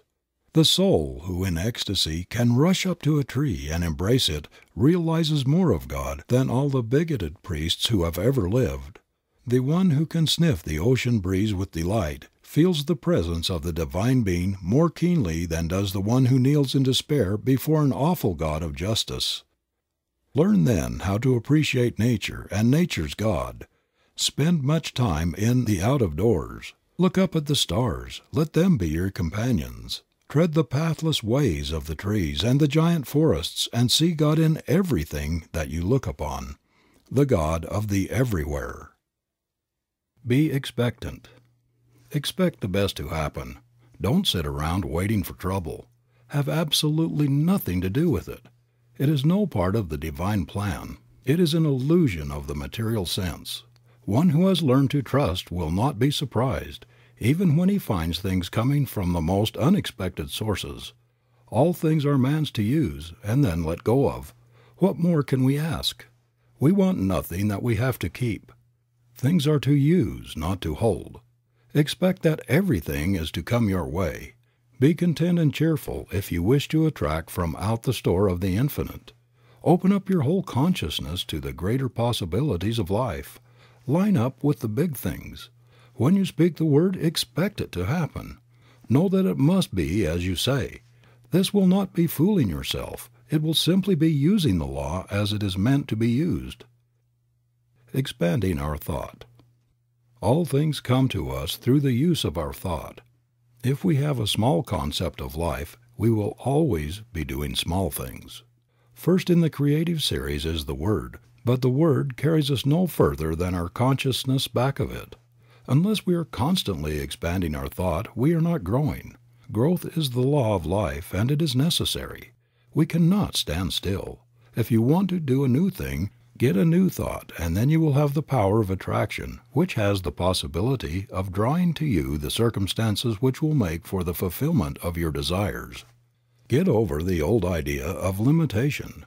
Overcome all precedents and set yourself in the new order of things. If you want to build a railroad, you will never do it unless you get over the idea that the most you can hope for in life is to sell peanuts. Let the people sell peanuts for a living who think in the terms of peanuts. Get out of the rut. God has created you for a glorious future. Dare to fling out into mind the greater assurances about yourself. The power of a treatment. A treatment has as much power as we put into the word which we speak when we are giving it. This does not mean screwing up our mind or using our willpower or using force from the material standpoint. It means simply knowing that what we say will be done unto us of a power which can do anything that is given it to do. We must know that our word breaks down every material law and sets the patient free to express God. We must know that the word would endure even though all else should fail. Heaven and earth will pass away, but my word will accomplish. In calm confidence and perfect faith, speak and wait upon the perfect law. Get that mental attitude that never wavers. Be sure and it will be done. Repeating the treatment. One treatment would heal anything if it were not for the fact that people are constantly receiving false suggestions from the outer life. As it stands now, we should treat until we get results, always expecting that it will happen at once. Every treatment should be complete, and at the close we should always realize that it is done. The word spoken once from the mind that knows is immediately taken up by the mind in which we live, and this mind begins to create around the word, which is the seed, the thing of thought. We must speak that word with authority. There can be no wondering if it's going to work. When we plant a seed in the ground and water and care for it, we never doubt but a plant will spring into being. So it is with the word. It is acted upon by some power which we do not see, but that power is present, there is no doubt, since all who go about it get results. As Thomas Edison says of electricity, "It is, use it." So we say of mind, "It is, use it." Always remember that your every thought is the way you are treating, since it is the way that you are thinking. Impersonal healing. The very presence of one that understands the truth will have a great power of healing. The reason for this is that we are all in mind, and we have with us at all times our thought. And since all manifestation is the result of mind in action, and we are thinking beings and are always causing mind to act, the very presence of our thought will have some power to act upon whatever we are thinking about. We are dealing with the power which in itself is limitless. We limit it, and so it cannot become to us the bigger thing. Of itself the power is the same that made the worlds, and it cannot realize any sense of limitation. They could not enter in because of their unbelief and because they limited the Holy One of Israel. Stop limiting things. Things are as big as we make them, no more, no less. There is room at the top. Get on top of everything and dare to dominate the earth. All things are given us to use. Make use of them. Everything is limitless, and we must see the truth that the fault is not in the law, but in ourselves when we fail. Not with God, but with man. Dare, dare, dare. Think of the bigness of things in the universe. Think of the number of grains of sand, the profusion of all life, and never again limit anything. All is yours to use. Jesus would never have become the Christ unless he had had the courage to say, "Behold, I am he." You will never attain until in some degree you are able to say the same thing of yourself. We must learn to reach out and take what is meant for us, the greater life, the all good. People say, "Yes, but how do you do it?" Simply know that God makes things out of himself by speaking the word, and that in your own life you can do the same. All people can think, and all people can speak, at least mentally. This is all that you need to begin on. The Word is at the center of all creation and is first cause, the starting point of all that you see. The Word is in your own mouth, and all that you have to do is to speak it. The trouble is that we are speaking the Word, and in the next breath we are denying its power by seeing something that contradicts it. If the Word is the way that God creates, it is the right way. If it works for God, shall it not work for us? As yet, our word is more or less imperfect, but more and more it will become perfect, and so the outer condition will be brought up to the inner word. All words have as much power as we put into them when we speak. The word is already in our own mouths. That word is all that you will ever need to bring happiness, health, and success to you. Do you wish to live in a perfect world, peopled with friends who love you, surrounded by all that is beautiful and pleasing? Do you wish to have the good things of life? There is but one way, and that way is as sure as the sun shines. Forget all else, and think only upon what you want. Control all thought that denies the real, and as the mist disappears before the sun, so shall all adversity melt before the shining radiance of your own exalted thought. The prodigal son remained a prodigal only so long as he chose to do so. When the thought came to him to return, he was greeted by the Father with outstretched hands. So shall we find that when we turn to that world which is perfect, there will be something that will turn with us, and we shall behold the new heaven and the new earth. Not in some far-off place somewhere beyond the clouds, but here and now shall we become free. We must do away with all that hinders the true growth, all little thoughts that hinder us from becoming. Human strife comes from the thought that there is not enough to go around. Forget it. We cannot use even what we see, and what we do not see is infinite. You will rob no one by becoming prosperous, and the laws that underlie this state of being are simple and easy to understand, and not hard to attain for the one who is willing to let go of the negative state of being. Prosperity. Here are a few simple rules for prosperity that are as sure of working as that water is sure to be wet. First, remember that nothing happens by chance. All is law and all is order. You create your own laws every time you think. There is something, call it what you will, but there is a power around you that knows and that understands all things. This power works like the soil. It receives the seed of your thought and at once begins to operate upon it. It will receive whatever you give to it, and will create for you and throw back at you whatever you think into it. This means that the practitioner should be very careful how he is thinking at all times. Not alone in the moments of the deeper silence are we treating our patients, but perhaps more than this, we are treating them in an impersonal way at all times. When we take a patient into our thought for a treatment, there will be a constant stream of consciousness flowing out to him during all the time that he is in our care. We should be very careful of our thoughts as we realize the deep truths of mental action and reaction. What is the spiritual mind? What is true spirituality? Many people have asked this, and as many have answered it. I do not pretend to know more about this all-important topic than others, but to the thinking person who has come to realize that all is love, yet at the same time all is governed by law, there must be a different answer given than the one we ordinarily hear. The average religious person thinks that spirituality must manifest in some unnatural way, such as giving up all personal pleasure and becoming resigned to whatever happens, that we must give up most of what life holds here, that in some far-off future perhaps we may attain. This is not the case with the man Jesus. We have more accounts of his being at feasts and weddings and similar gatherings than at other places. His first miracle was performed at a wedding feast, and we must remember that here he even turned water into wine for the pleasure of the guests of the house. Perhaps we have made a mistake about what true spirituality means. Other people think we must live some kind of an excluded life in order to obtain. Perhaps this may be true of the weak ones, but what of the world? What of the busy street? Is it not to be saved also? Jesus spent much time with the common people as well as with the rich, and it is certain that he also spent much time alone with the Spirit. What is the Spirit anyway? We all answer, why, of course, it is God. Where is the Spirit? It is present at all times and in all places. True spirituality must simply mean coming to realize the presence of this Spirit. It must be coming to rely upon it more than anything else. The one, then, who is the most spiritual is simply the one who relies the most. That's all.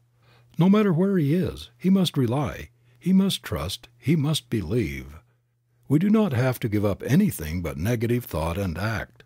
We do not want to do anything that contradicts the forward march of the unfoldment of the Spirit. So all that we think and do must be in line with that which is right. But who shall say what is and what is not right? Remember this forever. Only your own soul can say what is right and what is wrong. To thine own self be true, and it shall follow as the night the day. Thou canst not then be false to any man. Look to no one for guidance. This is the blind leading the blind. The Almighty has put the truth into your own soul. Look there and there alone for it. Many people seem to think that for a man to look spiritual he must have no color in his face, have some kind of faraway truth. He must be peculiar either in looks or in the way he dresses. To one who knows the truth both praise and blame sound alike, but from the human standpoint at least a person cannot help being amused at the way in which the world judges true spirituality. My idea of true spirituality is that a man should live a perfectly normal life, entering into and enjoying all in life that is clean and good. He should place himself absolutely under divine guidance. Other than this he will seem just like other people, neither better nor worse. Get over all kinds of unnatural thought and remember that all is good. Neither criticize nor condemn people or things.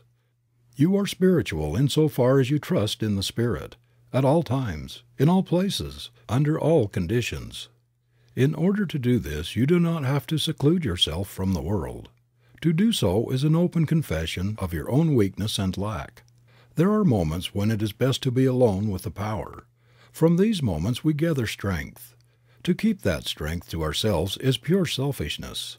Walk, talk, live with the human race, hand in hand with all people and unified with all events. Live and love and learn.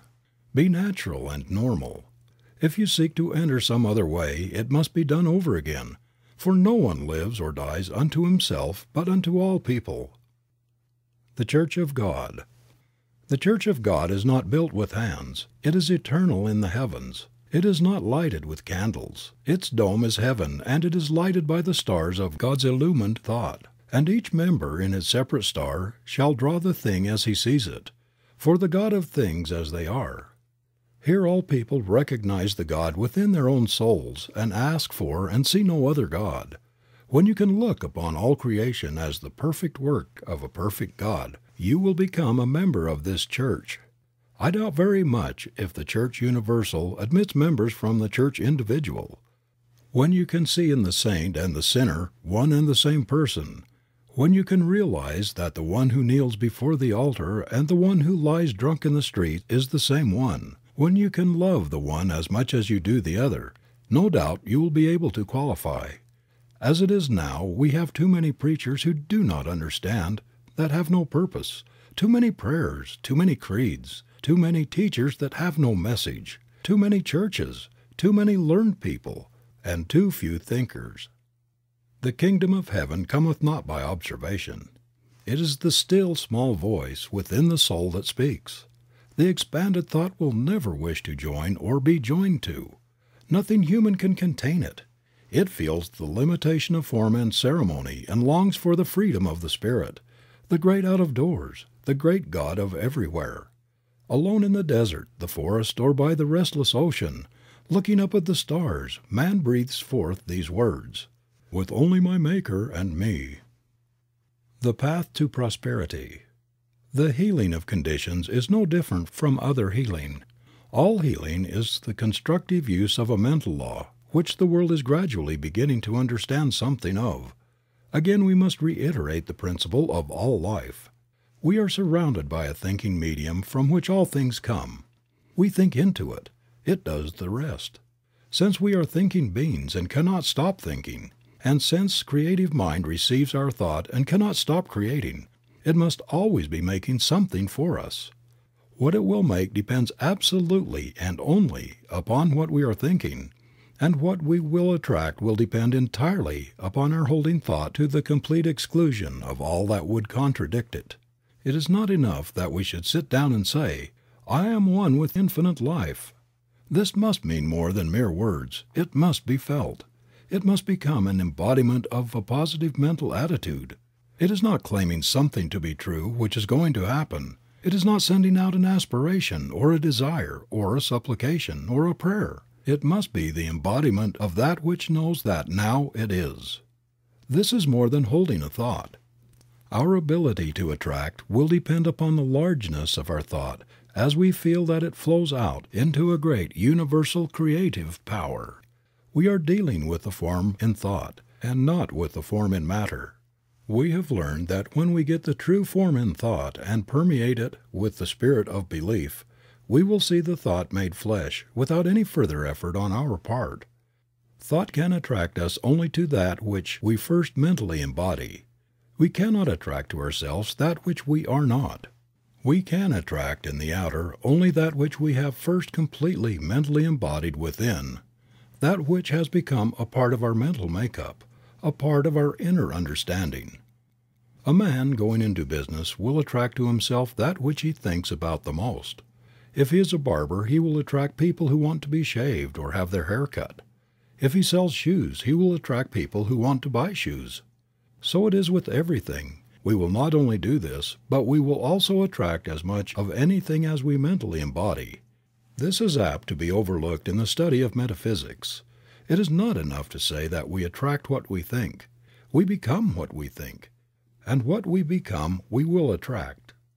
Do not become merely sentimental about this. Your life is governed by more than a sentiment.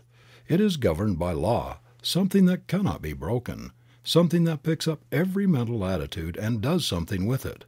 This fundamental proposition of the law should then work out into our conditions. Always remember that it does just as we think. It does not argue. It simply does the thing as we think it. Now, how are we thinking? Never ask a patient how he is feeling. Ask, how are you thinking today? This is the only thing that matters. How are we thinking about life and our conditions? Are we receiving the race suggestion? Are we saying that there is not enough to go around? If we are saying this, it is our belief, and there is something that will see that it becomes a part of our expression. Most people, through ignorance of the higher laws of their being, are suffering from the thoughts imposed upon them from a negative and doubtful world.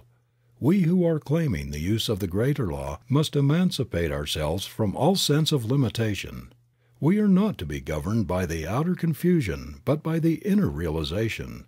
We are to judge life not from the way that things in the past have been done, but from the way that the Spirit does things. The way of the Spirit. Again, let us say that the Spirit creates by becoming the thing that it thinks. There is no other possible way in which it could work.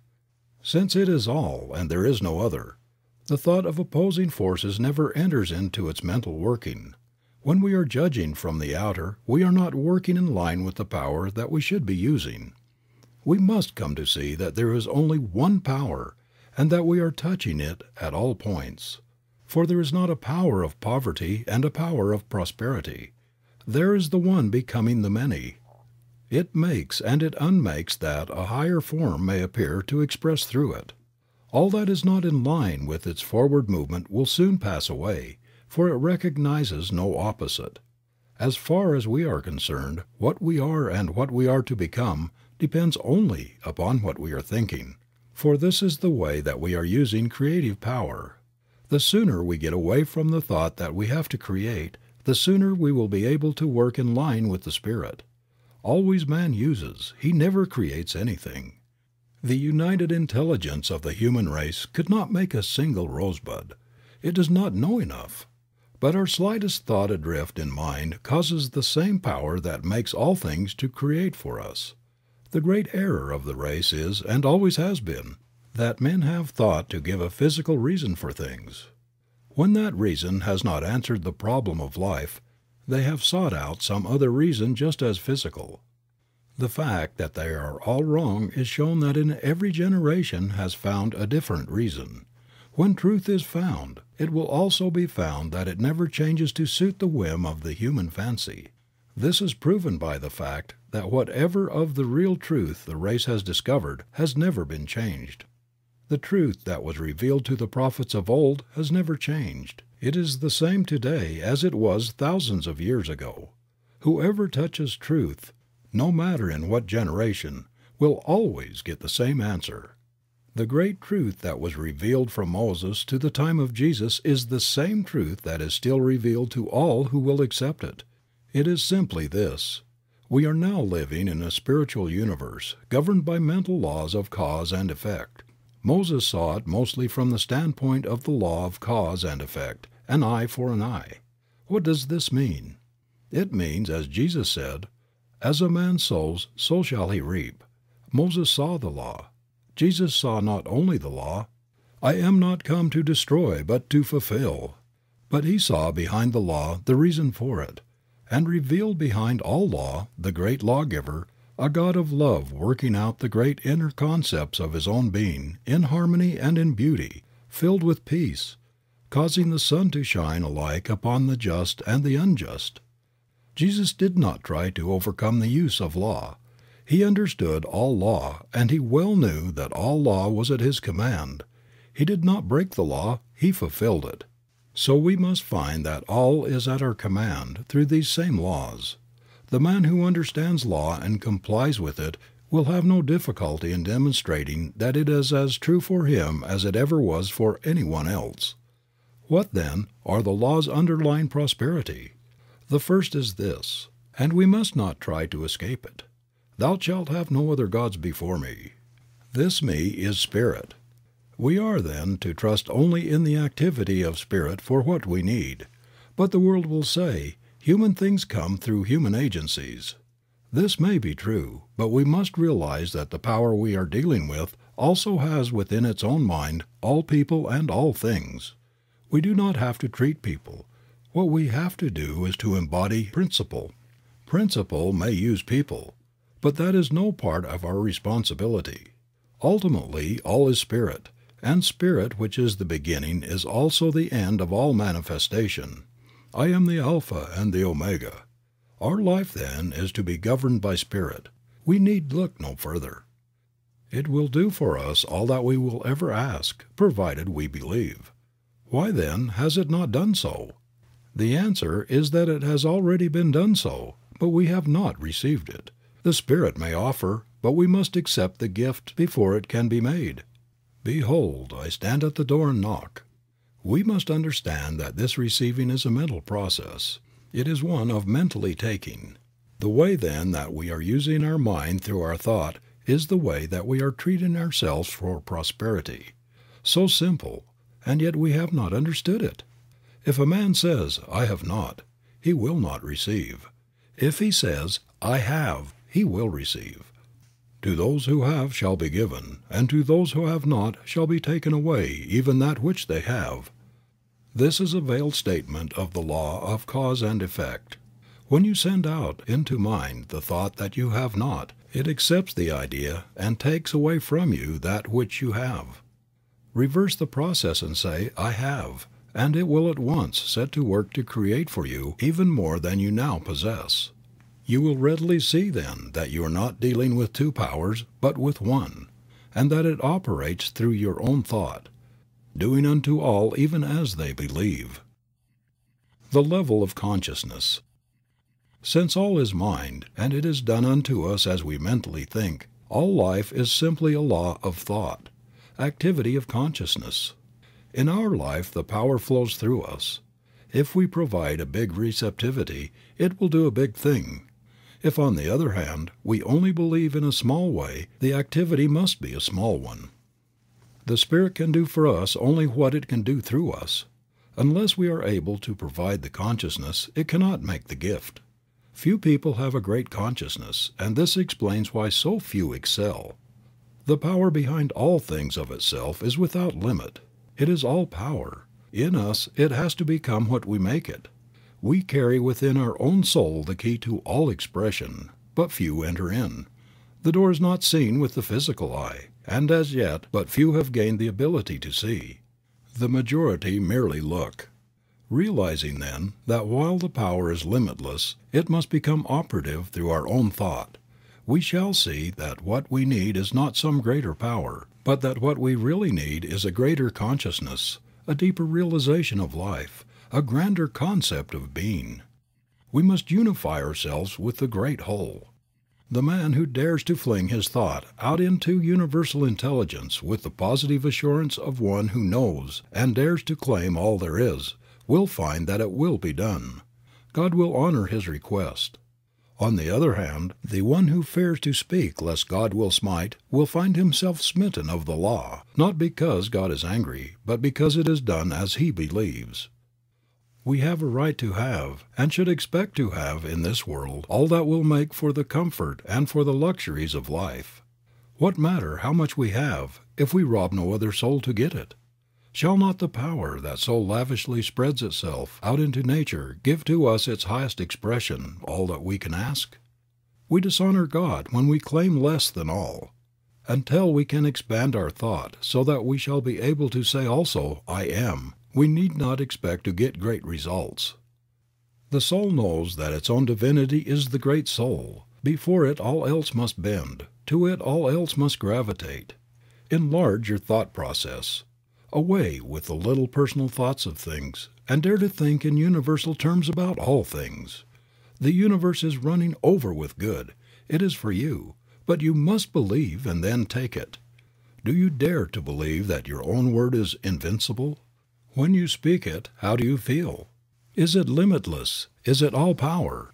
Is all power given to you in heaven and on earth? Are you the one with the only power that there is?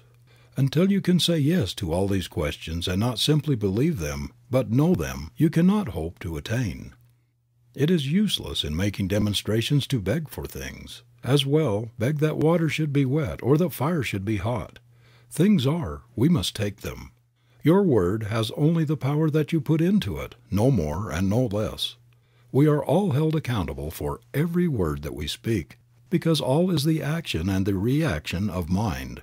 Man is his own heaven and his own hell. We start a new enterprise and wonder what the chances of success are. Have we realized that the outer is simply the inner manifested?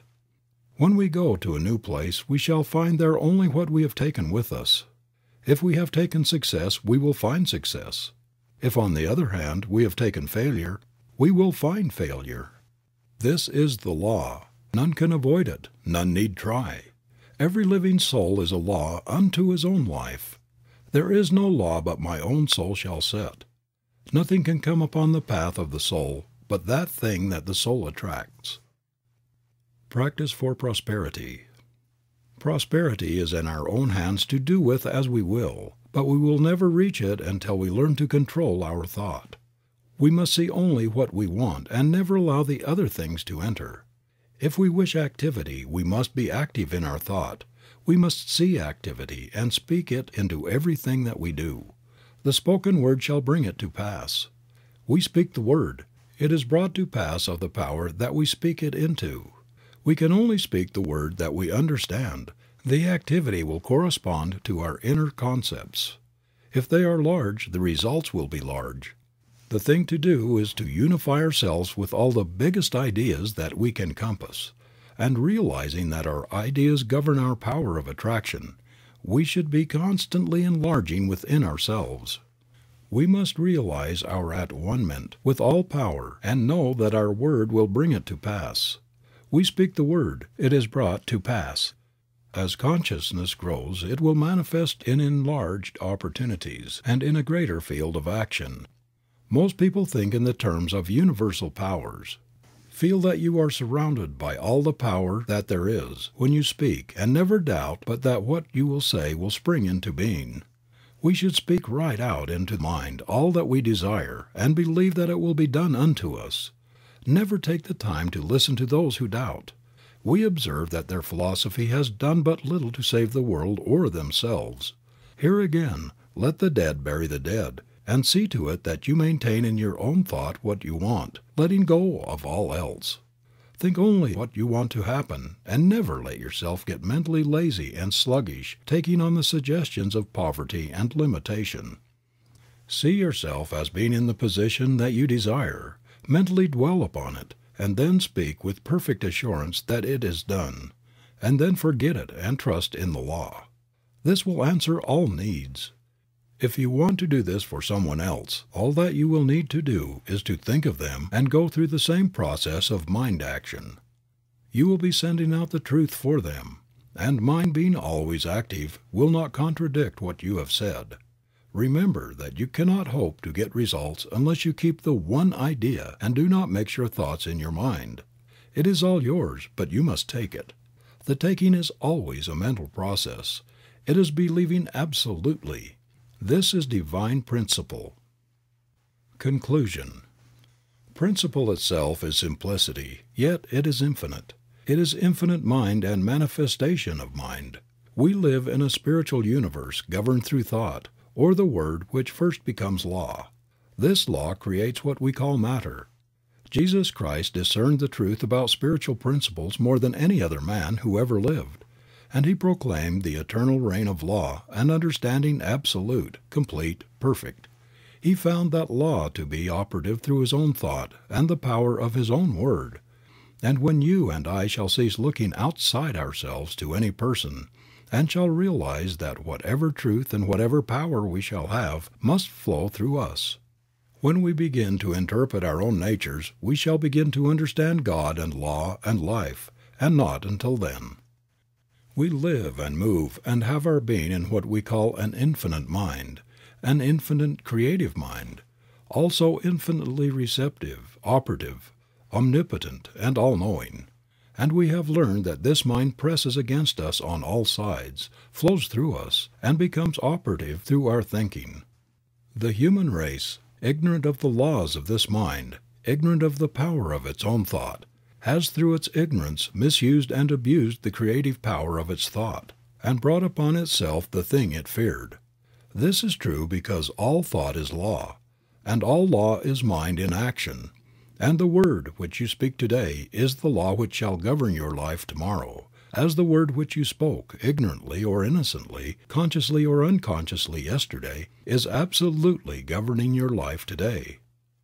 As metaphysicians, then, we are not dealing with a material, nor denying a manifest universe, but we are claiming that the manifestation is the result of the inner activity of the mind. And if we wish for a definite manifestation, we must produce a definite inner activity. You and I then are not dealing with conditions, but with mental and spiritual law. We are dealing with the power of thought, the power of mind, and the more spiritual the thought, the higher the manifestation. The more our reliance on what we call God, the greater the power. It is the new education because it strips all the faults from the old belief and reveals the individual. It is the new age because as sure as God is, it will usher in and express the perfect life, the revelation of this truth, and our ability to use it. And it is your own fault when you know this and do not prove it. If knowing the infinite power flowing through you, you still remain sick and unhappy, miserable and poor, my friend, it is your own fault. Do not blame God, do not blame man, and do not say it's of the devil. It's your own fault.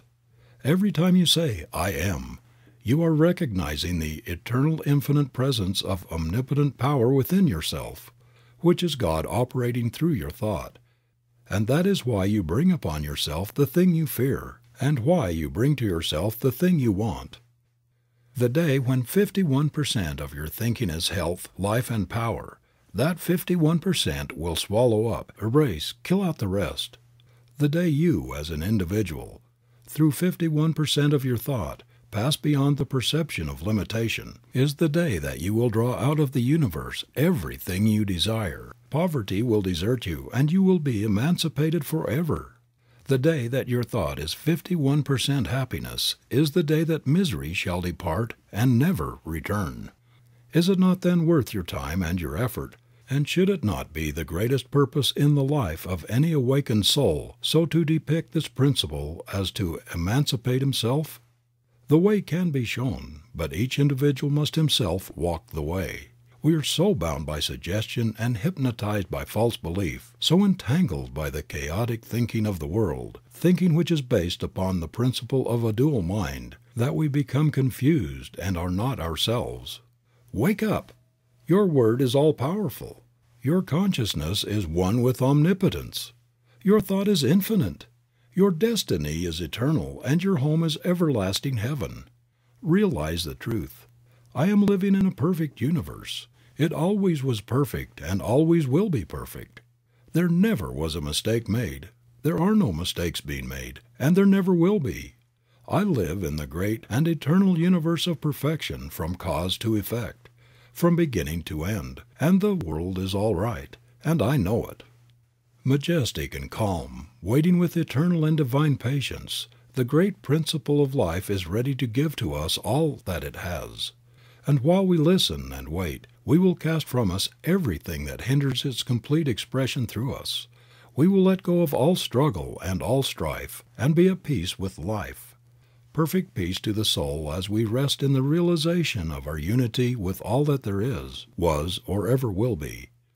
One with the infinite mind. All the power of the Spirit is working through our thought as we believe and receive. Now we will ask for and take that thing which we desire. It is done. It is complete, now and forever. Perfect life, perfect healing, perfect harmony, divine guidance, infinite strength and joy forever. Questions and answers. What is the truth? The truth is that which is. It is all that is. As there cannot be something and nothing, so the truth, being that which is, must at the same time be all that there is. Where is the truth? If the truth is all, it must be everywhere. Being all, there is no other substance to divide it with. Being undivided, it is everywhere present. All truth, which means all power, must be present at all points, or at any given point at any and all times. Has the truth changed? A substance cannot change unless there is something for it to change into. Since the truth is all, it cannot change, for there is no other thing for it to change into. Whatever is the truth then has never changed. Is the truth, or that which is, one or many? It must be one, since it is all. Is the truth conscious? Yes, man is conscious. He could not be so unless truth or life were conscious. Man's self-consciousness proves the self-consciousness of life or truth or spirit. Like produces like. What comes out of life? Everything that is comes out of life.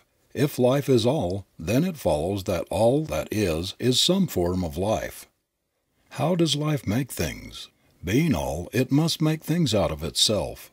It must operate upon itself, through itself, and out of itself must make all that is made. Being conscious, it must know that it is doing this. What would we call this inner movement of life? The inner movement of life or consciousness we would call thought or the self-knowing of life or spirit. Then the universe and all that is a part of it comes from thought? Yes, everything comes from thought. Do we not see a visible world that seems to change? And if we do, how is it that it could come from something that never changes? Yes, we do see a changing world, but back of it is a changeless substance. The thing that changes is the thought or form. The substance from which this form comes never changes. It is one and undivided, and takes form through thought in all things. We prove this when we resolve all things into one source. All material things, so called, can be reduced into formless substance, the sole activity of which must be thought or the movement of intelligence upon itself. What causes form to change? The intelligence behind it. Is there nothing in the universe then but life, thought, and form? These are all. If this is true, what is physical law? Physical law is simply the result of the inner movement of life. If things and laws are the result of the inner movement of life, then does it not follow that thoughts are things? Yes, all things are simply thought forms. How long does thought last as form? As long as the thought is held in life or mind. Does the thought of life, mind, or good ever change? From all that we can know, the thought of God seems to change. That is, planets change, take form, and again become formless. When we realize that all this can take place without ever changing the substance behind it, we see no reason why God's thought could not change and ever build up a higher form. Indeed, this is one of the teachings of ancient wisdom, that while reality never changes, the form that it takes is ever changing. What is man's place in the creative order? Man is a thinking center in mind, reproducing in a smaller scale all that there is in the universe. Does this not make man's thought creative? In a certain sense it does. What we call creation is not making something out of nothing, but it is thought taking form. And as man thinks, and as thought must take form, then it must follow that man's thought must take form in mind and so become creative. What is man's thought? It is the activity of that something within that can say, I am. What is the difference between God and man? The very fact that man can say, I am, proves that he is. Since he is, he must be made out of life and must be some part of all that there is. This being so, man must be a part of God's consciousness. The difference would be in degree only. He must be as much of life as he recognizes himself to be. Is all of man's thought creative? Yes, all or none.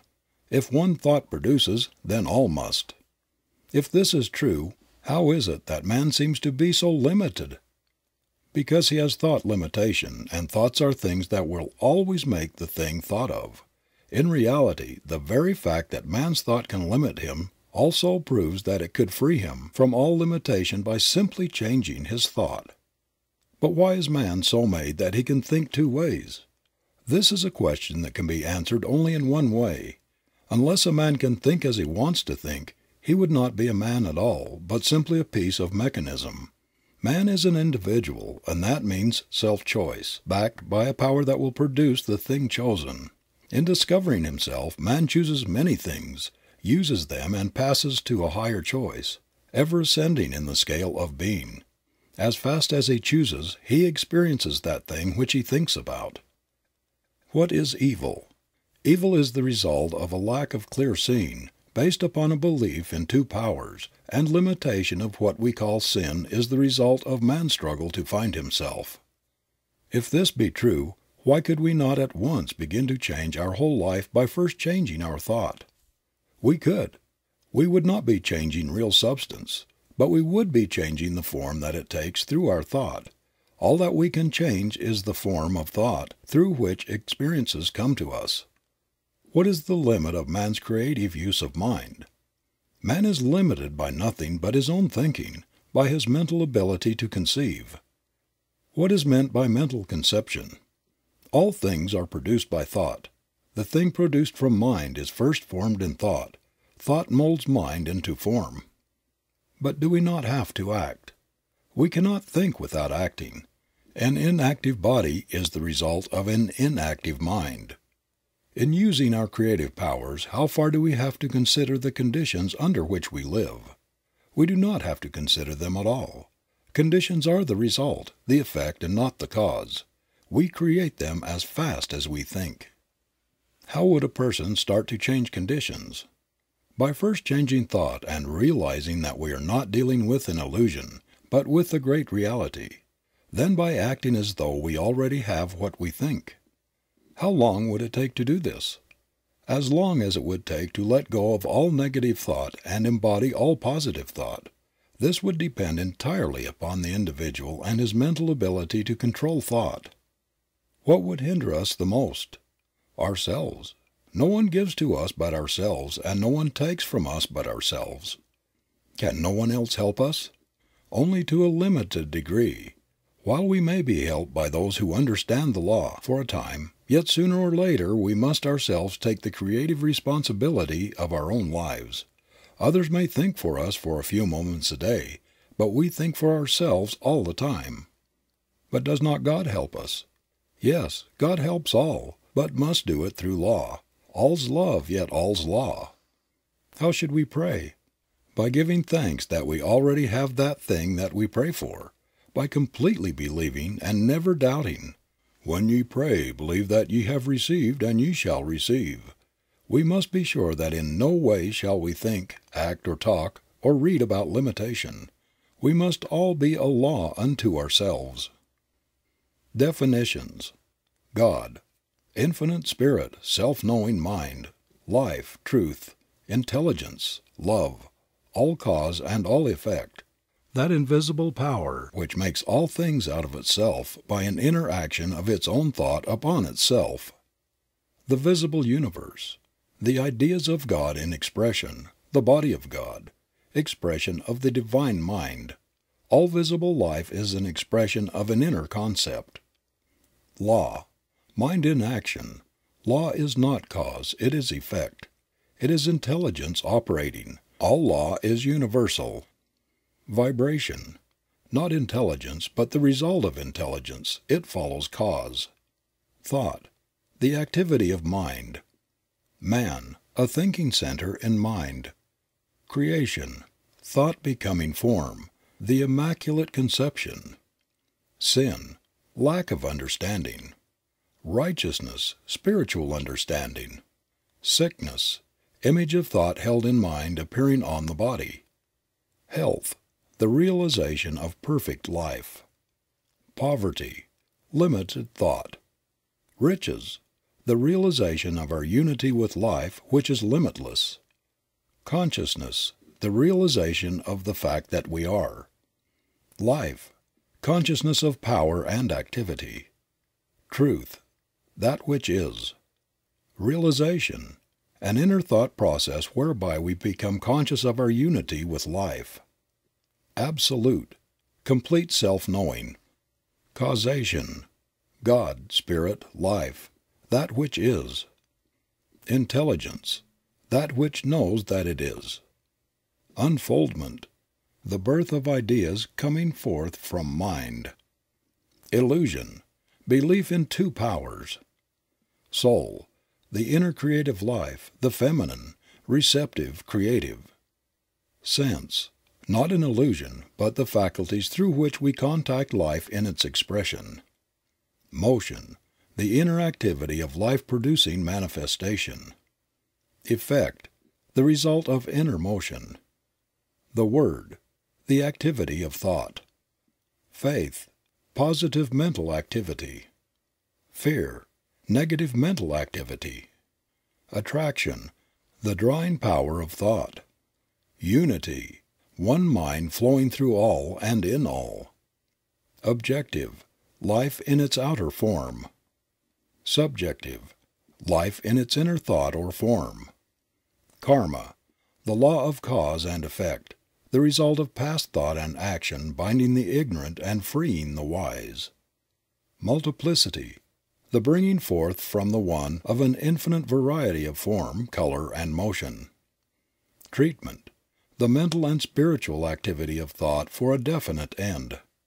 Demonstration, the result of correct thinking. Heaven, the atmosphere of correct thought.